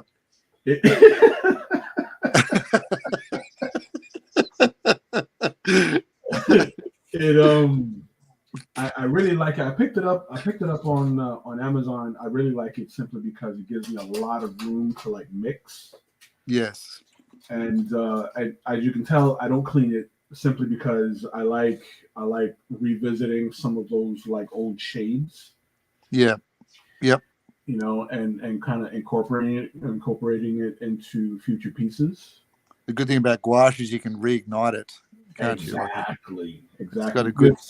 Some of what I have on this palette is old gouache. Yes. Yeah. It's good medium that way. It's Absolutely. especially when you're time poor in terms of being able to sit there for hours. Yeah. You've got to get up and move like you do. I know your timetable is very hectic. Absolutely. So jumping in and out is pretty essential, and that gouache speaks to that nicely. Look, check this out, Will. Look at this ice blue. Oh, that's pretty. Ice blue goes in nice. Yes. Even, right? It's a very nice neutral blue, isn't it? Absolutely. It's like it's got a little bit of Payne's grey and blue mixed together, hasn't it? It's got that kind of, yeah. So that right over it, I'm gonna hit it with the dark red sienna, the burgundy for the plate on the chest. Nice. It gives me some nice coverage there, and it's a nice little base color for me to kind of manipulate and work with afterwards. Cool. Do some highlights and shadows. Nice. Now, are you, besides his little rock that he's standing behind on the mountain there, is he dropping in any background or just that? I'm going to push this leg into like a mist, like a warm mist. Yep. So it feels kind of dusty. Nice. Yep. Not gonna do too much background. I didn't do too much background with the Beastman. Yes. Right? But just enough to show it's in an environment. Exactly. Just enough context so that we know that he's not like floating in space. He's in orbit. Right. HEMAN in orbit.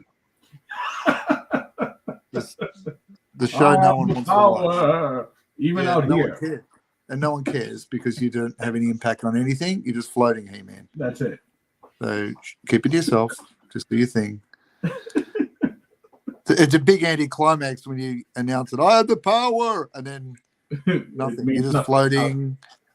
You bump into the satellite. That hurts. There's nothing. You can't do anything. That's right. You see, and I added a little bit of taupe here, and the taupe. Oh yes, cool. Kind of gives me a little bit of depth right there in that little curve. That shadow drops back. Yep. Yes, sir. So. That's cool. And do you put a tiny little dash of highlight just where that armor bends around his back there? Absolutely. So it hits the other side. With a little bit of the white ink. Yep, right? Very smart. Not a lot of artists get that. Not a lot of artists catch that moment as the armor's, or whatever it is, the clothing is even bending around the figure to the other side. They miss that little bit. Right. Sometimes that little bit is the convincer, that you can wrap around. Very smart.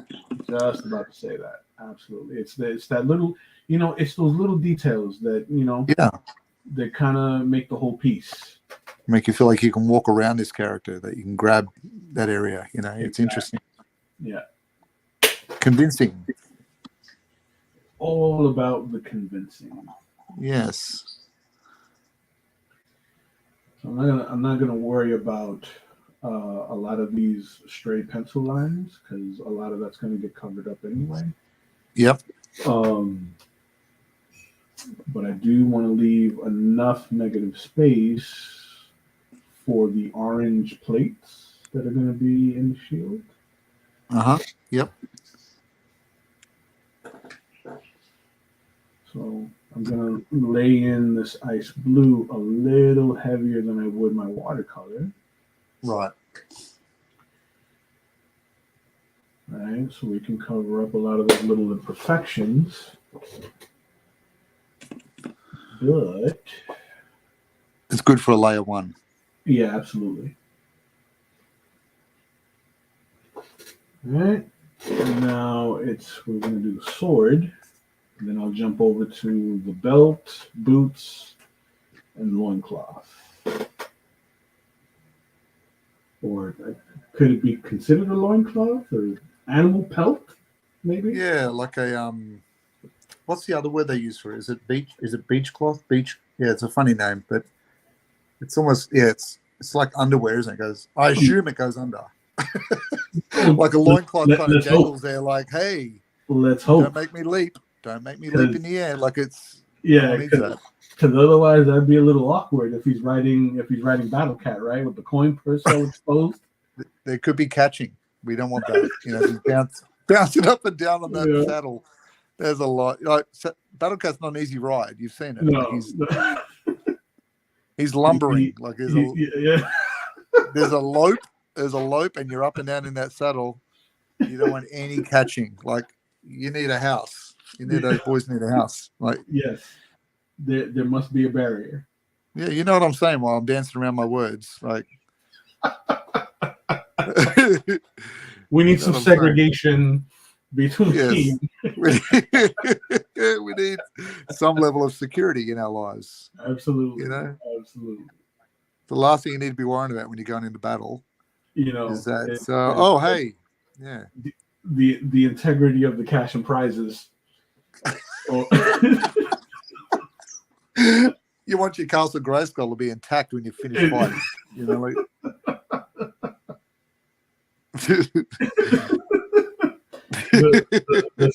sanctity of the twig and berries. Yeah, that's right. That's right.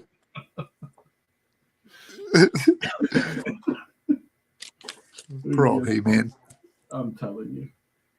When are we going to get it? When are we going to get a decent live action He-Man though, Kenny? That's what my big question is. Like, come on. I don't think it will ever happen.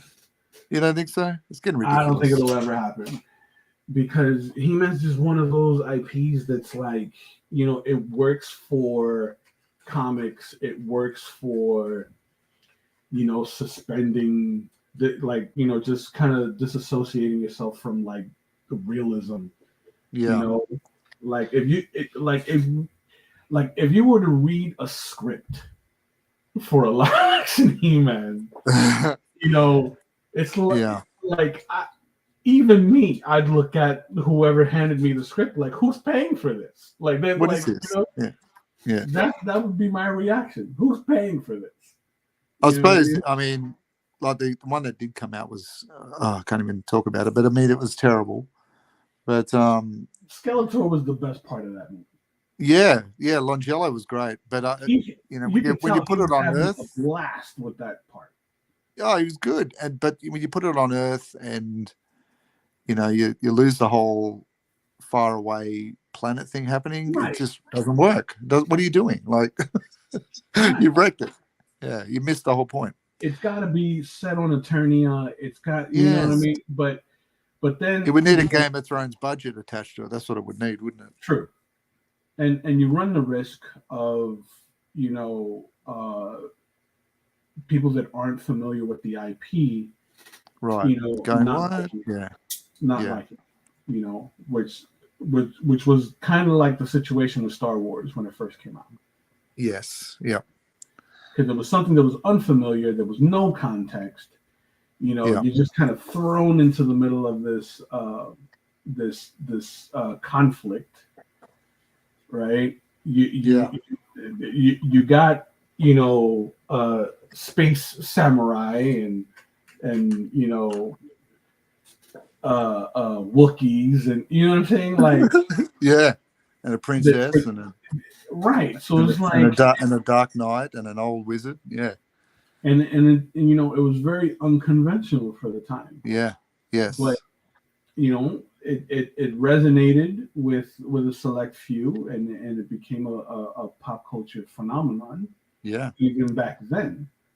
yes, That I think it didn't really gain the popularity that we know it to have until Empire Strikes Back. right, yeah. Like that's where it blew up. It leaned into its own lore a bit, didn't it? Yeah, Exactly. That's where it really took off. That's where it blew up. yeah, yeah. Too good.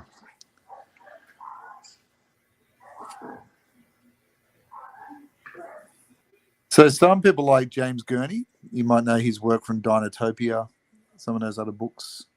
Yes. He's a big gouache painter, Oh, and okay. he sometimes he's got a cool YouTube channel. You can check his stuff. He has a lot of gouache tutorials in there sometimes.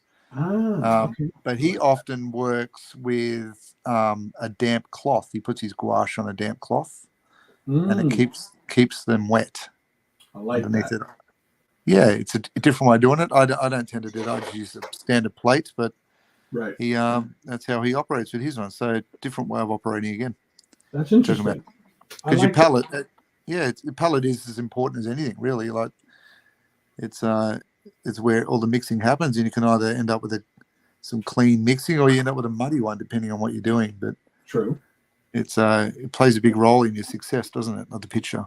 Absolutely.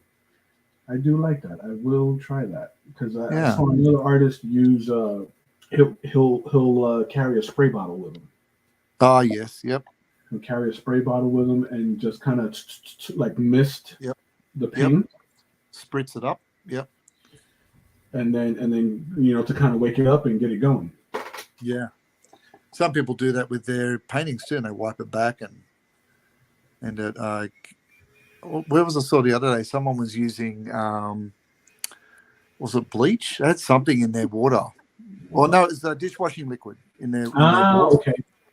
And they would wipe it back from their oils, and it would create a mottled Drew sort of Struzen background where it was a bit mottled and detailed. Yeah. That's interesting. It's a quick way of getting around filling detail in without having to do detail. That's interesting. Because then they can work over the top and make stone effects and temple effects, like Indiana Jones, that kind of look. Smart. Yeah. That is smart. I suppose they've got to be that way when in the old days when they're doing movie posters, they had to be quick. True. Well, we're heading into the 2-hour moment, Kenny. What's your longevity? You want to keep going for a bit, or are you happy to? I think I'm gonna add. I'm gonna add the orange for the belt. Yeah. Yeah. And the shield, and then I think we can cap it there, because then after that it's just the detailing on the chest plate. Yes. And then from there it's just kind of refining the metallic bits. Yes. And then I can polish after that. Yeah, you can do a bit of work in the gutters. Yeah. In between the panels. Because after that it's it's just shadows, and that's really the fun part for me. Right. Yeah.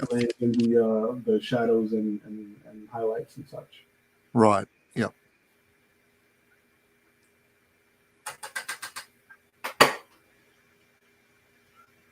I think the missus went out and grabbed some dinner. Oh.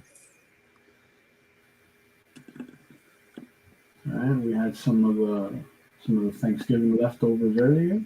Yeah. That's the good thing about those major meals, isn't it? You can they keep going for days. Yeah. Oh yeah, absolutely. But she's kind of she's kind of a quality control freak when it comes to things sitting out for too long. Uh, yeah. You know, like here I am thinking, I'm gonna take some chicken she made a couple days ago to chop it up, put it in a little salad or something. Yeah, this pork will be good a week later. Yeah. And she's like, "What? It's been 72 hours. It's no good." Now you started the zombie outbreak because you've brought it into this world. You know what I mean? So it's like, I gotta get it while it's good. Yes. I gotta get it while it's good because she'll toss it without any hesitation. Yeah, I think if you get to the point where you're looking specifically for something in the meat and you're sniffing it, it's time to move on with your life. Like it's If you have to sniff it, it's too late. Like it's if you've already got that in your mind, you're not really going to enjoy it because you're thinking, what was that taste? Is that this ham tastes like banana pudding? I don't think that's a good sign. This turkey leg tastes like hate. I need to tastes like hate. It smells like train. I need to move on with my life with this turkey leg. It needs to go to the dogs. And then the dog looks at it like, that's when you know you've got a real problem, when the dog's looking at it going, this is not really, I'll bury stuff that tastes better than this. You know, it's oh man. I love that. Tastes like hate.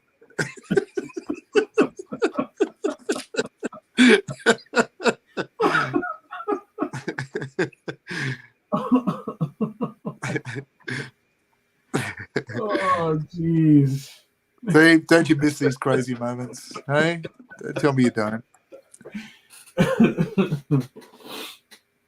Oh man, that's good stuff. It's moments like these that I think back to when I used to share a studio space. Yes.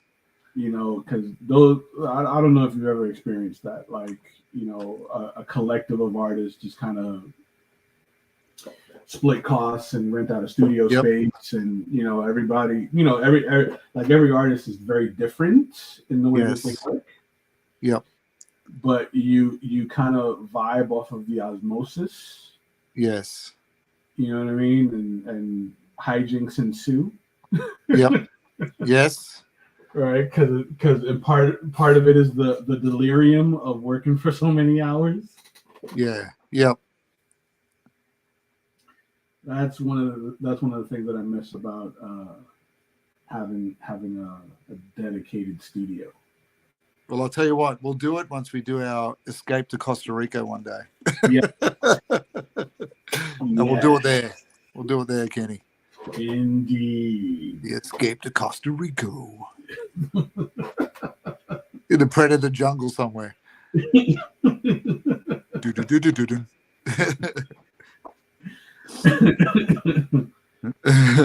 Suddenly you can be Billy and I'll be Dutch. Suddenly Joe Ryan shows up out of a chopper. What are you doing here, Joe? That's right. Oh my God, that would be perfect. Joe Ryan. with the big mirrored sunglasses. Yeah, driving an army jeep that's inappropriately aged. huge stogie cigar in his mouth. in army fatigues from 1988, you know, could happen. It could. Could happen. Anything is possible in Costa Rica. Reminiscing about your army days with him. Me and Dutch got both of those. I was never in the military, Joe.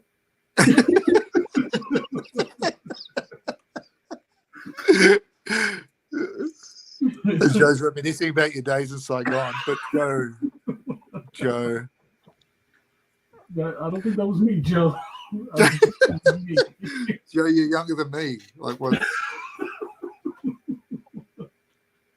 You're 5 minutes old. Like, what's going on? Oh man.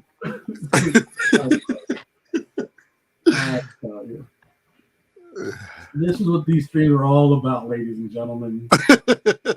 A glimpse into our mild insanity.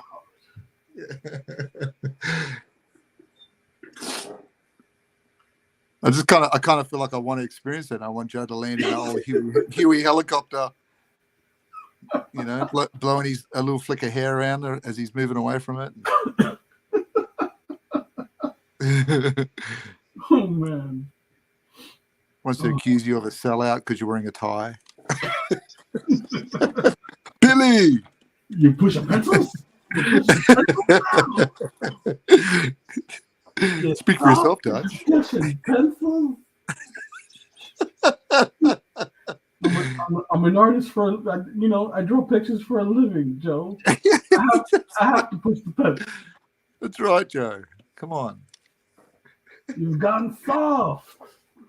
I was watching that the other day, and that opening scene where they're you know they're meeting up for the first time, Billy and Dutch.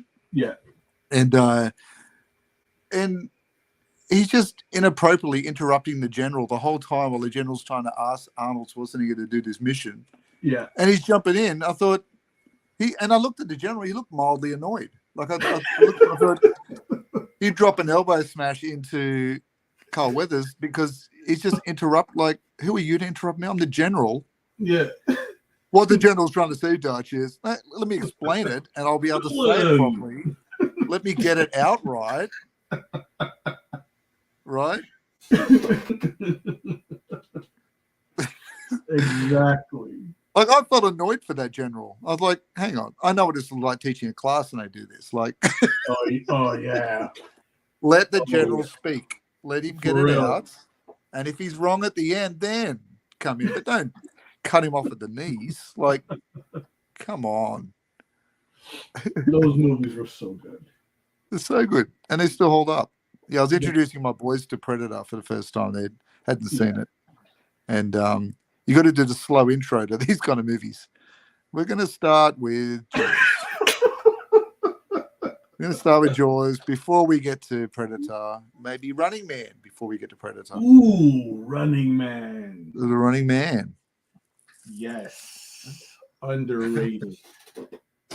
In that bizarre jumpsuit outfit. I love the Running Man. So Killian in his game show. Mm-hmm. Mm-hmm. Great. And that was like our first time we saw Jesse Ventura in a movie. That's well, right. first time I'd see him in a movie beyond commentating with Vince McMahon. Yeah, yeah. Now, I guess I'll pose this question to you, Will. Pose away. We got this this bracelet here. Yes. Now, on the action figure, the bracelet was flesh tone. I know. I noticed that. Yes. What do we do here? So I call it he's like little amulets. But on the later action figure where they brought back the classics. They call it the Masters Universe Classic Series, where they tried to honor the original design, but give it a little bit more sort of articulation. They went with the same color as the belt. Ah, the orange. Right. Yeah, because the flesh amulet, the flamulet, really is odd. Is odd because someone's going to ask you, why did you commission that amulet to look the same color as the flamulet? I can't think. The flamulet. Oh man, that's so good. The flamulet. Yeah, it's all a bit odd, wasn't it? I looked at that too. I was like, "Oh, what are we doing here? Like, did we run out of budget? Surely we weren't the only ones that asked that question because there must have been people on the factory line that go, "Wait, he's got a flamulet." Like, did anyone check this? Because on the other arm, right? The other arm. Remember that this hand, where the shield is, his hand was open. Right. And he had like a longer was like almost gauntlet-ish, wasn't it? It was almost like a gauntlet on that one, and Yeah. it had straps and everything. Yeah, So it's like, but also you know, flesh, because you don't want to fuck around with your consistency. You want to have. If you're going with fashion, you want to have like when you're reaching a power sort up and you're changing a He-Man, you'd think you'd have some sort of quality control over it. Do you know what I mean? Like, oh, man.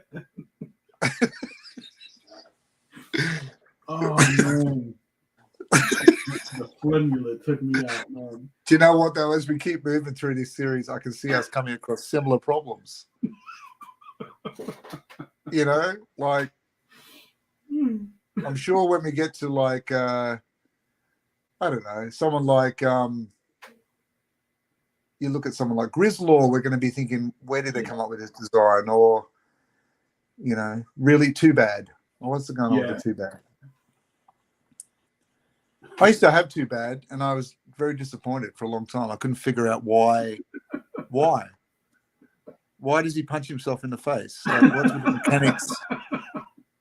What's with the mechanics of this figure? No one explained that. Like, it wasn't until, you know, later when people talked about it, you know, oh, it was not just me that experienced the oddness of him punching himself in the head.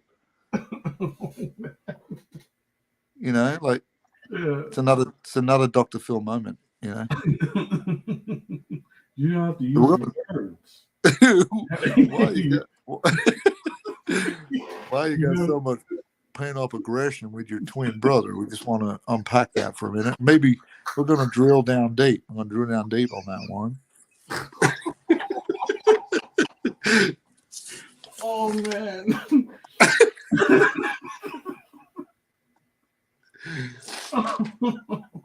Meanwhile, we're losing viewers by the minute as we spiral into our insanity. Or maybe gain them. Who knows? I don't even know. Oh man! Why does your twin brother look so different? Why is he? Why is one blue, one's purple? Like, is your mama know? Like, can we get her online? And why I'm Too Bad is he got the split armor. He's even chosen different armor halfway through the body. Like, I don't know. Maybe I'm overthinking it too much. Perhaps. Yeah. Because, you know, I'm pretty sure the designers were just cranking these things out and like, yeah. Don't buy it. Let's go with Too Bad. Too bad. It's in the name. Too bad. And he punches himself in the face. It'll be great. Yeah, too bad for you. Too bad. So sad. So they'll buy it. Yeah, they'll buy it. Trust me. We named the guy Fisto, so they'll buy this one. Trust me, they'll buy this one. He's got a huge fist. It'll be great. Look, we repainted He-Man and called it Faker, so they bought that. They'll buy this one. Trust me, we can't lose. We can't lose. This is money, baby. We just painted He-Man blue and made another whole product line. Let's do it. Let's do it. Oh man! We just put some mossy stuff on Beastman and called him Mossman. We got away with it. I'm telling you, this is genius.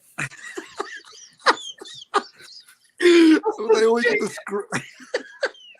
they have to scream at each other too. Screaming. It's a genius. It was like, what? Oh, Kenny's lost his shit again at the design table. He's knocked over his foldable pallet.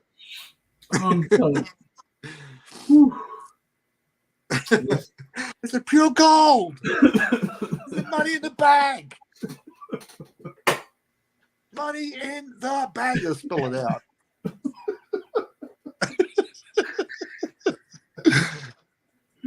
But he's got a flamulet. Shut up. It's going to be great.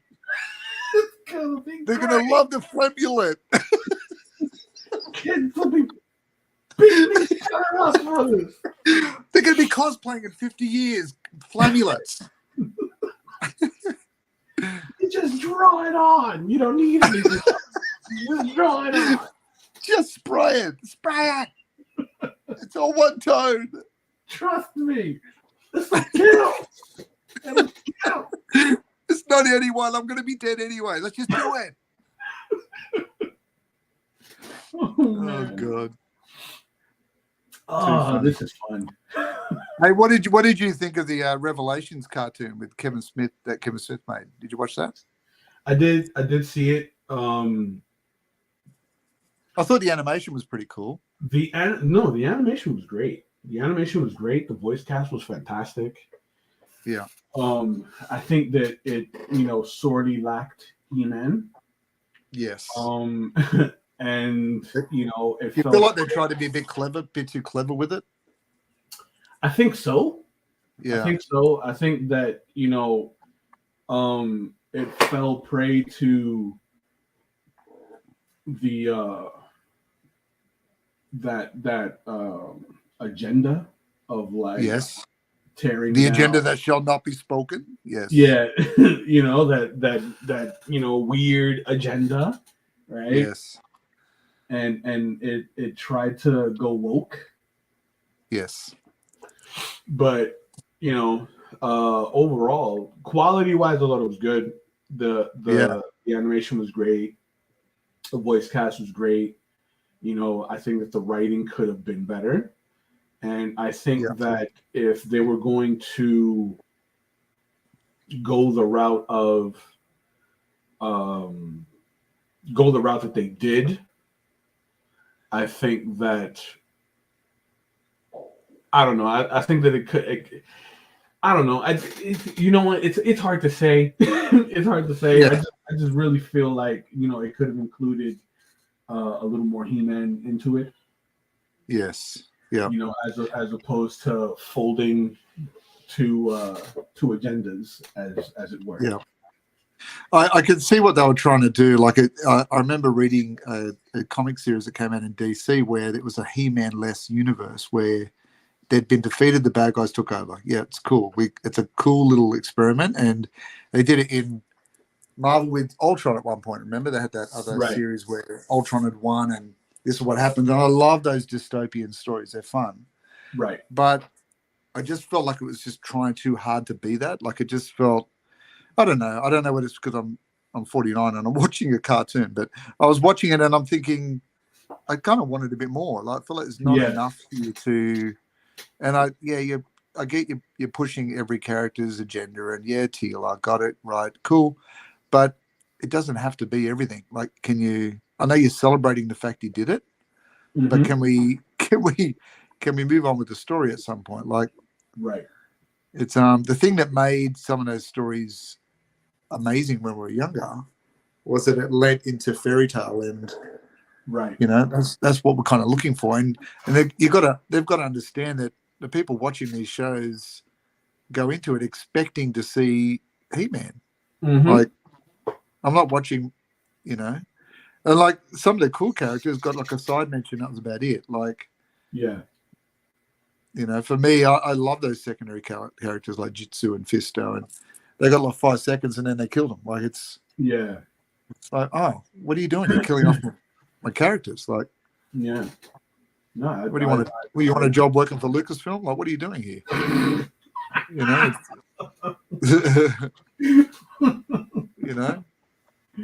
You're animated. You can get away with having that character. They're not aging on you. Like. No, I completely agree. I think that was one of my other gripes with it, and I just feel like it was a little pretentious. Yeah, and I wanted it to be good. I really wanted it to be good. I thought this is an opportunity to do something cool. But the only revelations I got out of it was that I really didn't like Kevin Smith's writing.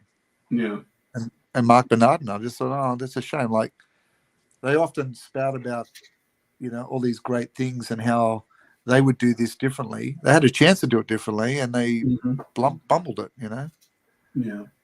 I mean. As far as Kevin Smith, I think with regard to his writing, there was one story that I read that I did enjoy. It was I think it was Guardian Devil, right? The Daredevil book, right? Yes. where like spoiler warning, Daredevil meets this girl who has who's in like this alleyway, right?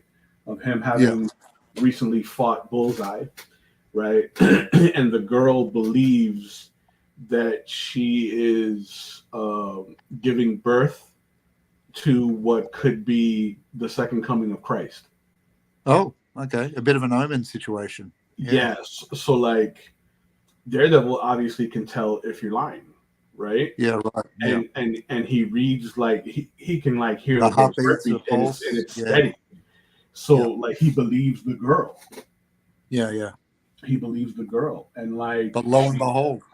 Yeah, lo and behold, it turns out to be one like enormous troll by Mysterio. Okay. Who at the time was dying of brain cancer. Right. Okay. He was dying of brain cancer, and his excuse was, I couldn't get one over on Spider-Man. Yeah. And I wanted to get one. I wanted to win one. Yeah, I wanted to win one before actually leaving this world. Yeah, right. But like it was and the story like it went as far as incorporating like the Hand, Black Widow, like it really like went far. Yeah, yeah. which is one of the things that I really enjoyed about it. But I enjoyed the story. I do agree with some of the criticisms regarding the story, how it was kind of like lackluster for the way it was built up. Right. Yeah. But I get it, Yeah. You're gonna die soon, and the way you're gonna die, you want to get one. Yeah. Yeah. Because that's important.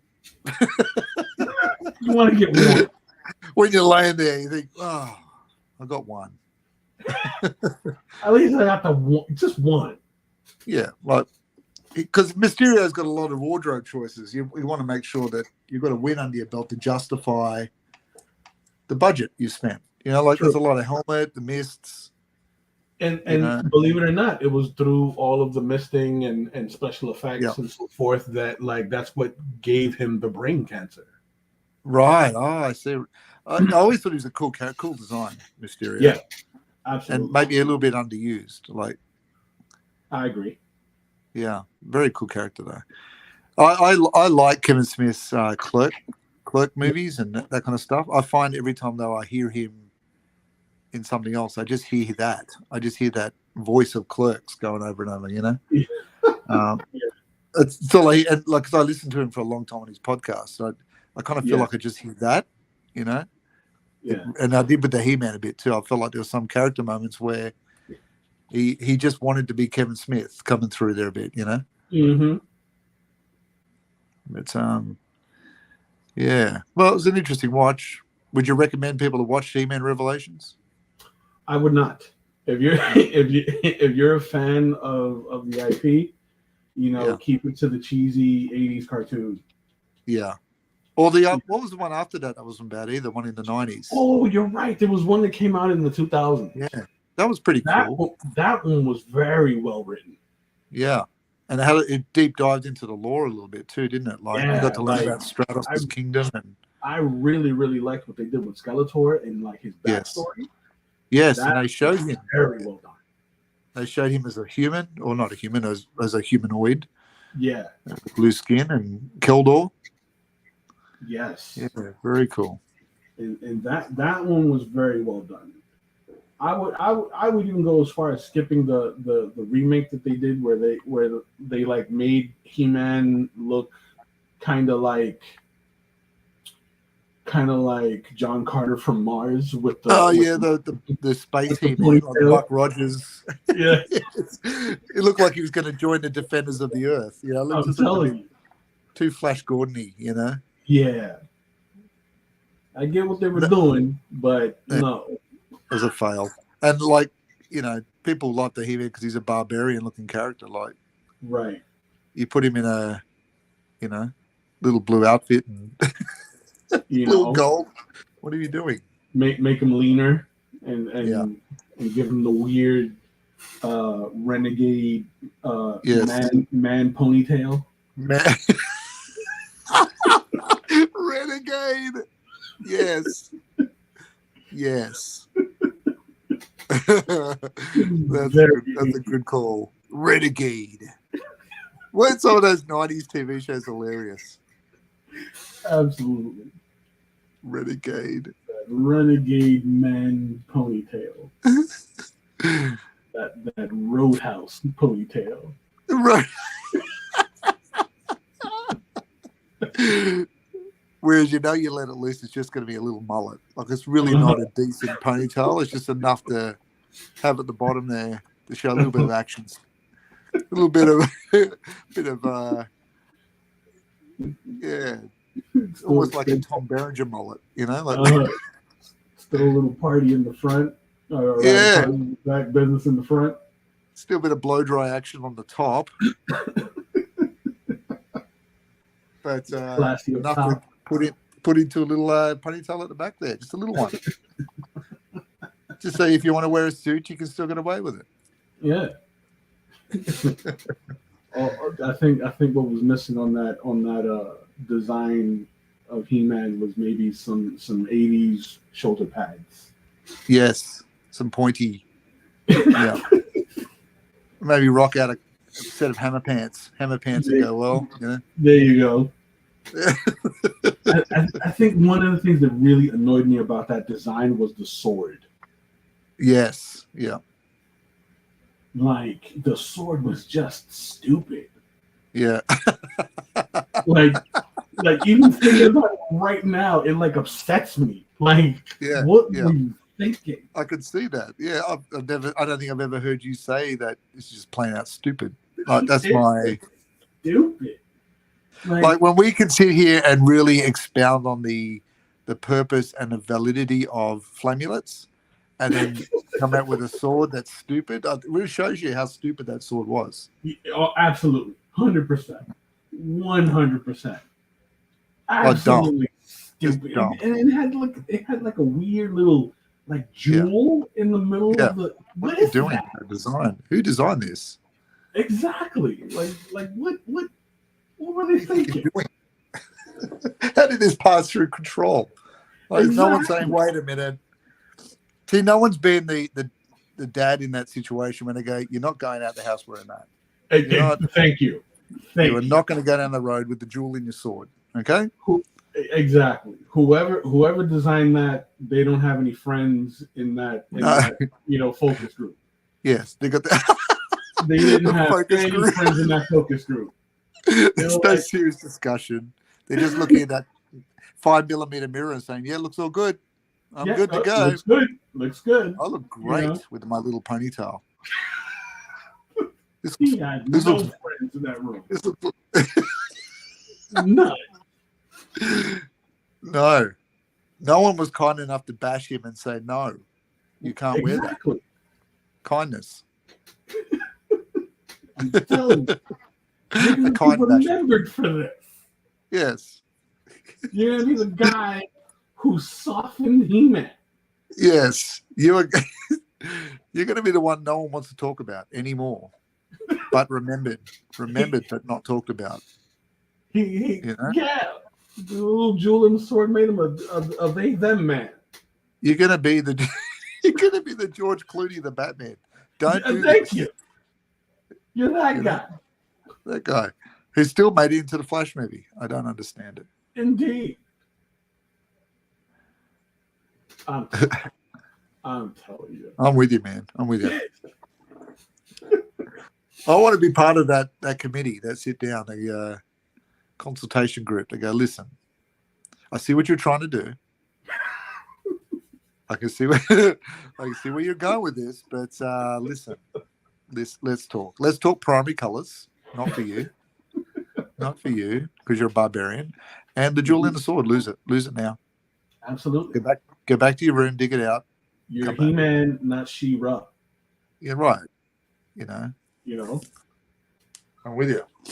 Let's make it clear. Masters of the Universe, not the Princess of Power. Right. Which is also on our list. We've got a She-Ra there somewhere too. Ooh, I like it. Yeah. I could never, I always forgot whether some of those other characters were She-Ra universe. Like Hordak was She-Ra, wasn't he? Hordak was definitely She-Ra. And yeah. And sometimes in the mini comics they kind of floated as a He-Man thing, but it was definitely She-Ra. Yeah.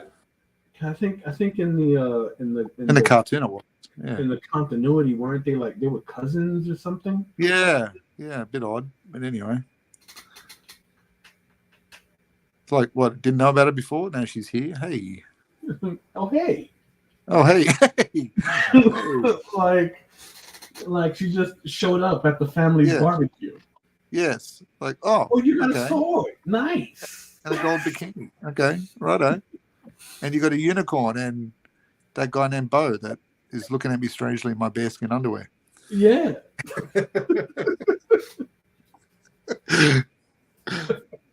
I'm telling you.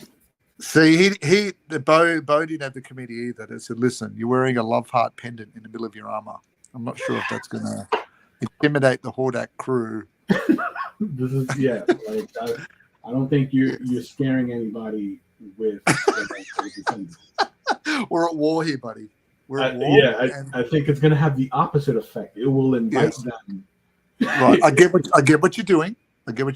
It's probably not the right crowd. It's not sending the right message. It's not sending the right message.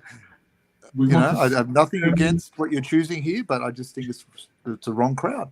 It's marketing to the wrong people. That's not our demographic. See, they didn't have the demographic group sitting down and going, listen, I don't think you're really going to be changing the way Shadow Weaver thinks about her day.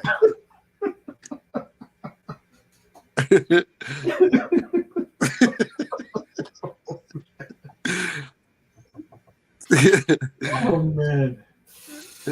Oh, jeez. That's good stuff. I feel like, Kenny, we've covered some important ground today with the He-Man. I think so. I have to concur with that. That's it, folks. You got to tune in for more philosophy of He-Man. I feel like as middle management, Masters of the Universe. It's like, the behind the scenes stuff, the production. Absolutely. All right, I got his little clip-on things happening for his shield now. That's done. Nice. Giving him his little the mechanics of the toy, a little bit. Yeah, that looks good. That's without the park brake on the sword. Yeah. The handbrake. Which I'm going to carry it to my grave, Kenny. That's the best. That was the best call. I love that. I'm telling you. Man, I really, really like how rich the colors look on yours. That's good stuff. Yeah, it's a few layers though. Like it's, in between the shows, I put another layer in there just so that I wasn't expounding. Like, I mean, it's been great having you here because talking to myself goes a bit insane after a while. It's no, man, I'm always down. That's why I didn't touch it because I wanted to do it on stream. Yeah, and I was finding it kind of difficult to like kind of set up my own stream to do it. But when you messaged me about getting it done, I figured, this is a great opportunity. Let me good little prompter. Yeah. Let me jump on that so I can make some progress on this. Yes. And I think I'm like 75% or so done on this. Yeah. So now on the follow-up, it'll be just some detailing on the sword, detailing on the shield. Yeah. Getting in some splashier greens on this terrain right here, right? So we get some blades of grass kind of poking through the rock here. I'm gonna add some whites so that some of these muscles kind of like pop a bit more. Get some hard white highlights on the metal bits, and then I'm gonna follow it up with inking it down using a nib. So that will be lots of fun. So I think I'll be able to get through most of that on the next session.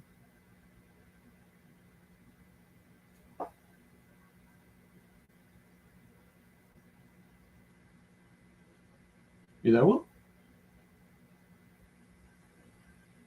Oh no! Did we lose Will? Oh, yeah. Are you there? There he is. Yeah. No, I just had you on big screen, but I like what you did with that left leg and the boot. Looks really, really good. Thank you. Yeah, so it works, man. It works really well. I figured that once I'm done with the polish, I'll use maybe a Q-tip with some of the white ink and sort of like push it back a bit further. Yes. Very good. So if you're down, we'll do Merman as our next one if you want. And, we'll do a sketching session, and in between time and in the meantime, we can finish these ones off and post them on the Artists of the Universe site. Absolutely. Because our He-Man one has dragged on a little bit, probably longer than we want. A little bit, but it came at probably one of the worst months, right? Yes. And it's a flagship character, like it's a big one, like there's a bit of pressure involved with it. So I can tell you that. All right. So Kenny, where can the folks reach you during the week? Give yourself a plug.